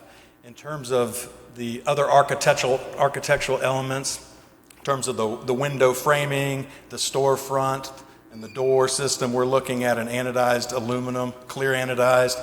The railing system along that patio, we're looking at either a stainless steel cable railing or an anodized aluminum system as well. The back elevations, we're maintaining a similar repetition in terms of the materials, recognizing that even the backside needs to be broken down in terms of proportion. The only thing we are proposing at this area is the furthest inboard knuckle, if you will. In lieu of being the tan gray brick, we were proposing it being a stucco color to match, just with it being more inboard. And this is the view kind of from the surface parking that Darren had referenced. Again, here's the perspective that's showing that same back view. I will note that the corner elements and the end elements are still brick, as well as the red. It just the stucco would commence once you get inboard of the red features. And again, this is an enlarged elevation showing kind of the backside, and that's the drive that's leaving the parking area out to Park Street, and some material designations that we've identified. From a glass calculation or fenestration, we've done calculations on the ground level where on both Park and Lady Street, we're between 62 and 67, just based on how that rhythm and the size of those bays worked out. On the upper levels, we did use windows that are more proportional to the hotel room widths, but we know that's a staff comment, and there is some latitude in being able to increase the width slightly. We are right now at 21% and 20% related to those upper floors only. I'll quickly just let Leighton talk about one of the things we did do ahead of time was have some preliminary meetings with, does that mean I have to stop? Go ahead, Leighton, your turn. Sure, I'll be quick. Leighton Lord with Nexon Pruitt. We provided legal for this project. Early on in the project, the principals from Choice came to Columbia and sat down with the Vista Guild and the Vista Neighborhood Association. We got input on the entitlement issues and also got input on design. And the Vista Guild and the Vista Neighborhood Association, which is the residential group, have both given letters of support for entitlements, but also separate letters of support for design. And those are in your booklets. I know the Vista Guilds came in at 406 today, so you might not have seen it, but it came across. So that's all I have. What's a letter of support for entitlement? There was a parking variance. Oh, okay. That we had to get. Gotcha. And the Vista Guild and the neighborhood actually hoped we'd have less parking, but we did get a variance for parking. Gotcha, okay. So to wrap it up here, because I know we're out of time, I just wanted to kind of talk a little bit about how the floor plans have related to that, to show how we have activated this first floor, because I think it'll make a little bit more sense to you. Again, we're using that existing curb cut to come in, and what that does is it kind of, bisects our floor plan on that side on the first floor, but we've utilized that to use that right-hand side for staff back-of-house functions, which works really well. And then that allows us to mostly function the hotel proper, all the gathering spaces on the Park Street side, and of course entry from both Lady Street and from Park Street. And as you walk in, you immediately enter into a very activated space. So as you're walking along Park on our new sidewalk, you're really seeing the activity happening. And then you see this restaurant with the outdoor patio, and then we have some meeting rooms located along that facade as well. And then just showing, basically we're at 144 keys, 48 per floor. And again, the value of having bedrooms that are some are shorter and some are longer really help with the elevation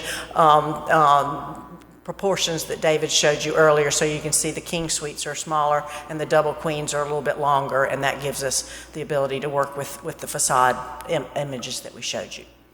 So that is it for our presentation. We'd love to open it up for your comments and questions. Thank you. Any questions for the applicant? I have a question. Could you take the material board up closer so everybody can see it? Too far away. Absolutely. If it had been there earlier, Bob, it would have blocked me. So, you know, I needed to. I'm kind of short. Cool. So was there going to be a question after the request, or you just wanted to get it closer? I do have a question. Okay, good. Turn it. Can you see it? Okay.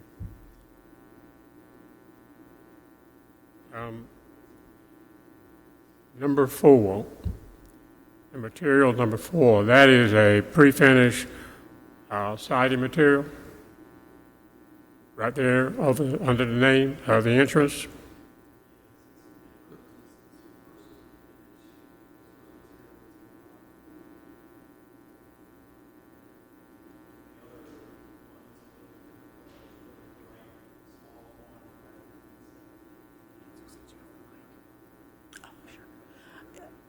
Oh, I'm supposed to answer for you, David, since I have the mic. But yes, the cementitious board is those that look like wood down here, Bob, that just gives it a warmth. I mean, we didn't want it to be a cold element in thinking of it being metal panel or something, and we were trying to kind of bring in a different material that would also add warmth to that entry element. Well, the only thing that bothers me is you look kind of busy with all the verticals and the horizontal. And I think we could work with that. I think we've looked at some applications that is a smoother panel, so I think we could certainly work with staff or with y'all and figure out what's the best way to incorporate that. Okay, thank you. I actually think the texture is, I kind of disagree. I think the texture is working okay. Yeah, no. Any other questions for the applicant? So I have a question, but I think I'll wait to hear if there's anybody who wants to speak for or against the application, which I don't think there is. So my only I have a couple of comments and a couple of questions. I guess the first. Pardon? Oh, I'm sorry. I forgot about the emails. Please. What do we do with all this technology? So we have one email. This is from Abby Ness, and she writes, "I would like to attend today's DRC meeting on behalf of the Congaree Vista Guild in their support of the 1014 Lady Street and 1218 Park Street project of the Cambria Hotel. The Vista Guild supports this project and the proposed design." Thank you. I think my guess is that there probably won't be much more in the way of emails, so I think we'll keep going, and if you have other emails, please interrupt. Okay. Right. So I guess a couple of comments. I think generally, you've sort of hit DDRC 101 pretty well. I think all of the basic aspects are in keeping with the guidelines, with the caveat of staff comments, which I agree with. You've talked about the depth of the windows, which is I think it's a very important thing. Are you in agreement with the staff comments? so we don't need to belabor that too much. I think, I do agree that the glazing on the B bays could be more extensive.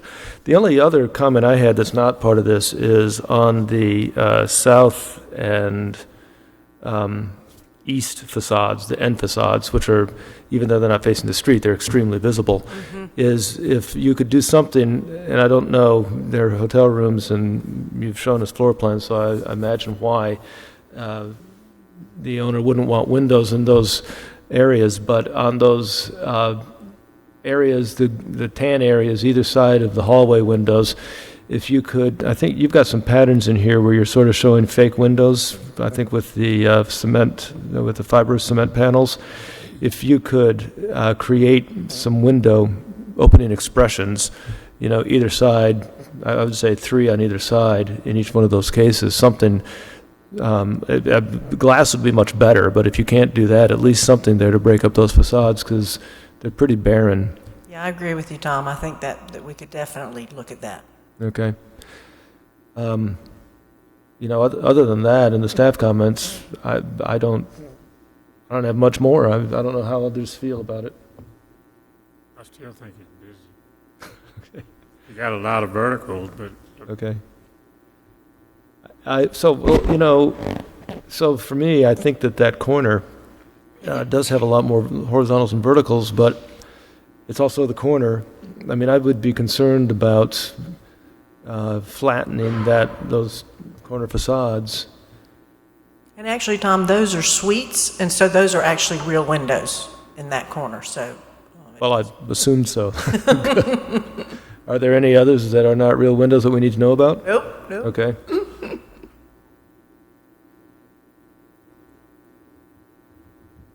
Okay. Would anybody like to make a motion? I'll try. I don't have my cheat sheet in front of me, so. I would like to make a motion to approve the request for certificate of design approval for new construction at 1,000 to 1014 Lady Street and 1218 Park Street in the City Center Design Development District, with the following items to be reviewed and approved by staff: to increase upper floor glazing percentages on the B bays facing Lady and Park Streets, to increase upper floor window depths to a minimum of 4 inches in depth at least on the brick facade, work with forestry and beautification to incorporate more shade trees on Lady Street, and all other details deferred to staff. If I could amend the motion to also create, I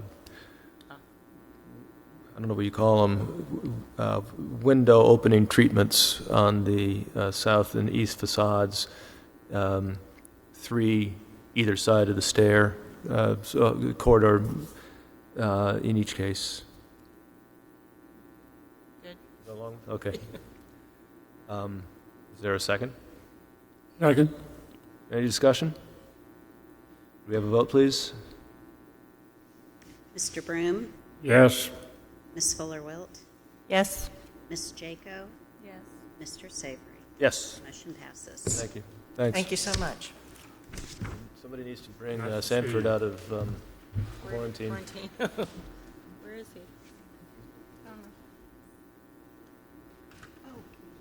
he? You.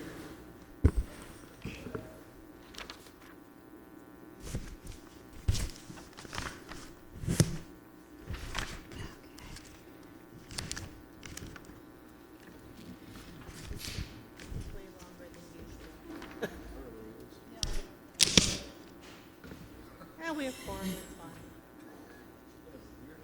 Yeah.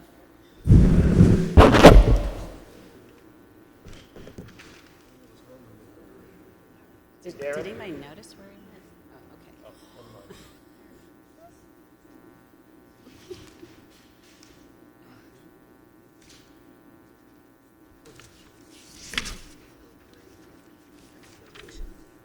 Oh, I won't.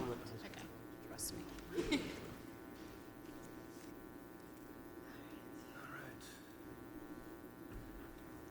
All right, this is a 3024 Kershaw Street. It's a contributing building within the Melrose Heights Oaklawn Architectural Conservation District. This is a request for a certificate of design approval to keep vinyl replacement windows on the west elevation.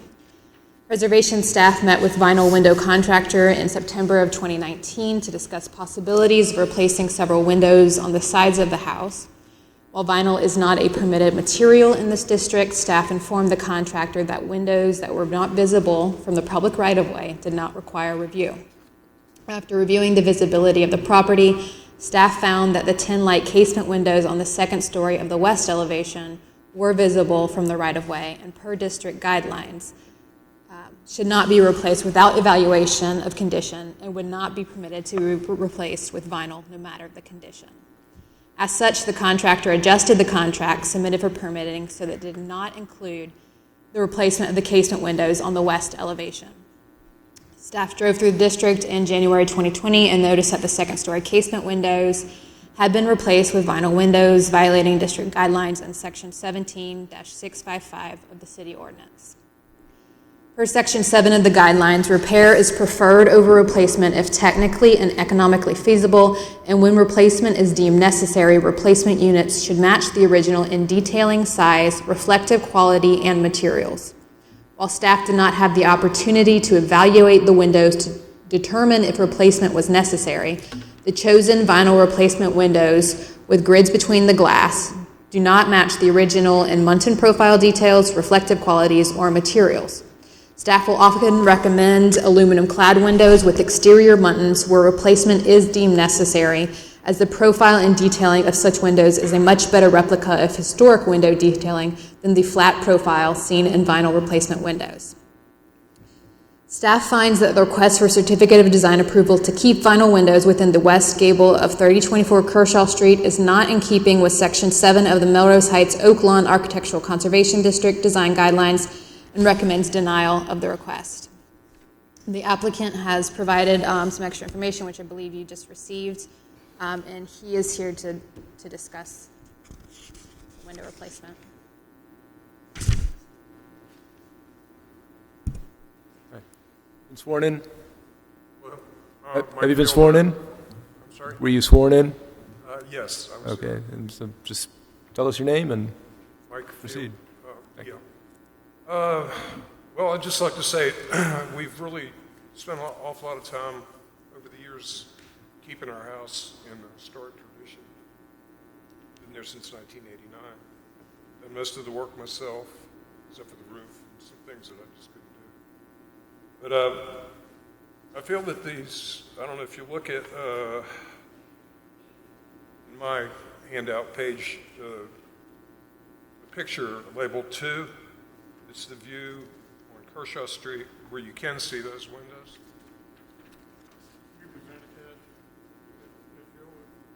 That's mine, yes. Now. And yeah, the pictures are numbered 1 through 7. So picture number 2 is the only really spot that you can see a part of those windows.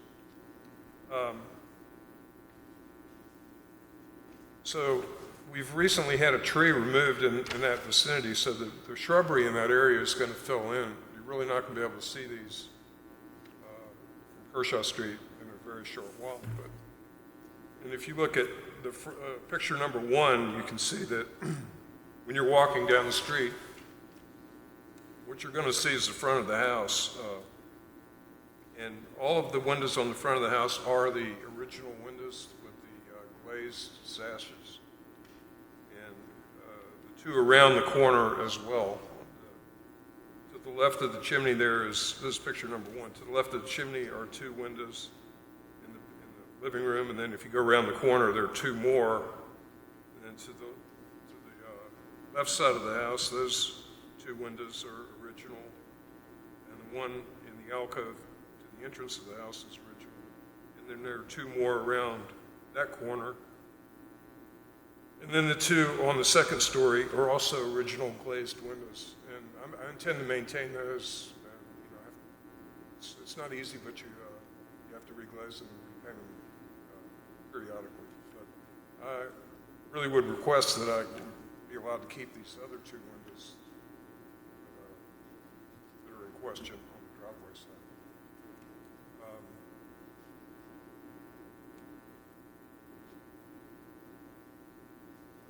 Let's see. That's about all I have to say about it. We've done a lot of work to maintain the house, and we do intend to keep it historic. It looks like it. If I could ask a question, thank you. If I could ask a question of staff, I understand from the application that there was some correspondence with the contractor who did the work where the order was changed to take out those two windows in order for it to be approved by staff? No, I purchased the windows, and then the contractor was Champion. They put in 10 windows, but I purchased these two from them, and I put them in with some help. But you knew that it was not within the guidelines. You had corresponded with staff already at that point?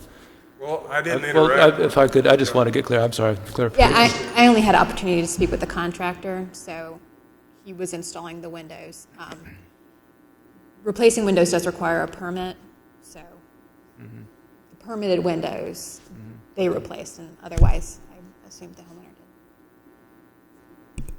Can I ask a question here? So on the application or Champion's contract, it says do not install driveway side windows. That's what I'm referring to.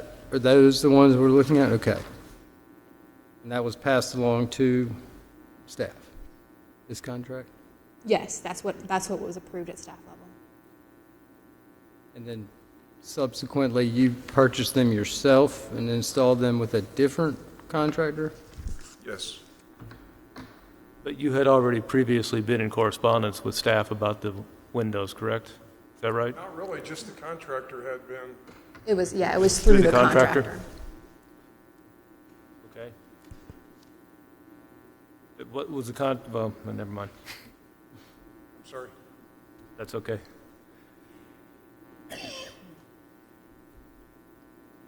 Any other questions? Are we just talking about two windows on the end of the house? Yes, it's the two in the upper gable here on the side. When staff went to the property, we walked up and down Kershaw Street. We looked at the visibility of all the windows that they were proposing to replace, and we found that those two were the most visible. So we could not approve those at staff level. The contractor must have given you a reason for not purchasing those two windows. He said he could not, he could not do it. I'm under the impression, I was under the impression that as a homeowner, I could fix something that was deteriorated to the point of needing replacement. But you knew that the contractor was in correspondence with the Yes, DDRC staff, right? I did. Okay. You know that you're in an overlay district. These are not budget windows either. These are approximately $700 windows each. They're very efficient. Really, from the street, it's pretty difficult to tell that they're not exactly what was there before. And pretty soon, the shrubbery is going to enclose that area. Can you show that picture from the street?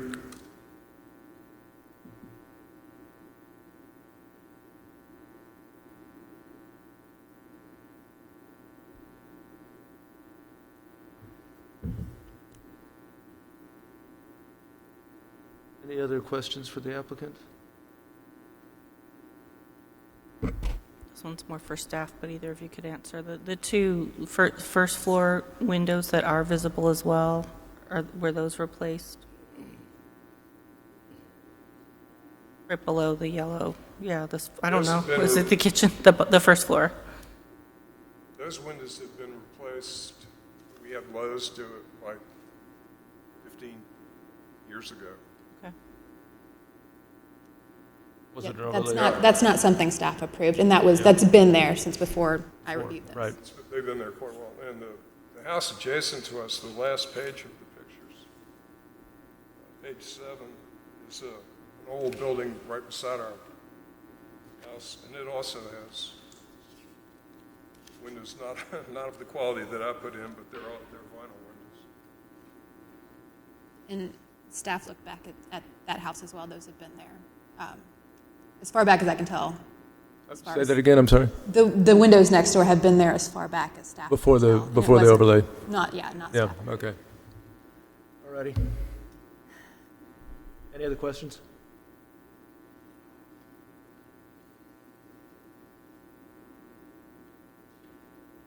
No.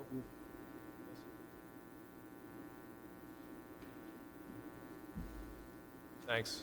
Okay. Anybody want to make a motion? Well, I will say, I think that, unfortunately, the problem is it's a matter of precedent that it sets. Asking forgiveness is a difficult proposition for us to approve. It's just it's a tough situation. It's not that you're not the first person to come to us with this kind of situation, but I don't know what others think. I'll let somebody else make a motion. I will make a motion that we deny the request at 3024 Kershaw Street for a certificate of design approval for exterior changes because the changes are not in keeping with Section 7 of the Melrose Heights Oak Lawn Architectural Conservation District Design Guidelines, and recommend that they be replaced and all details deferred to staff upon replacement. Could I say one more thing then?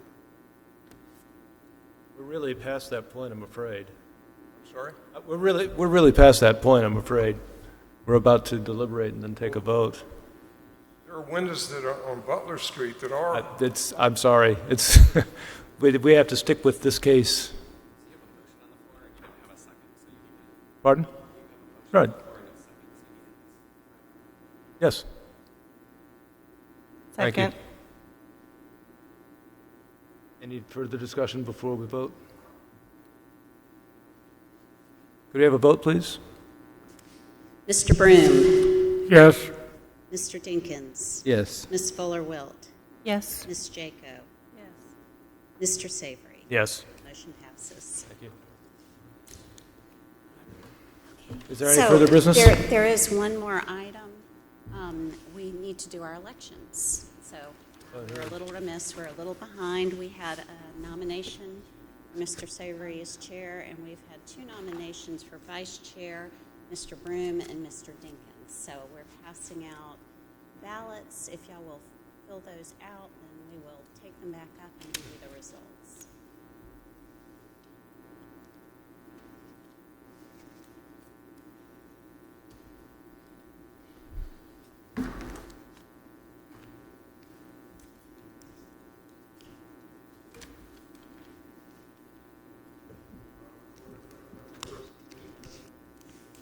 Oh, yeah.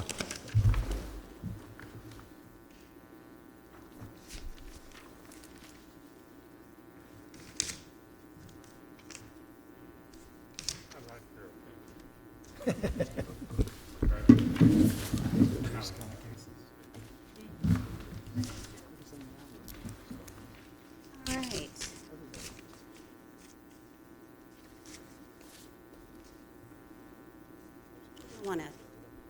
I want to thank everyone for being willing to serve. So, Mr. Savory, you're elected for another year, and Mr. Dinkins, you as vice chair. And thank you, Mr. Broom. Congratulations, Santa. Yeah, what happened? Okay, very good.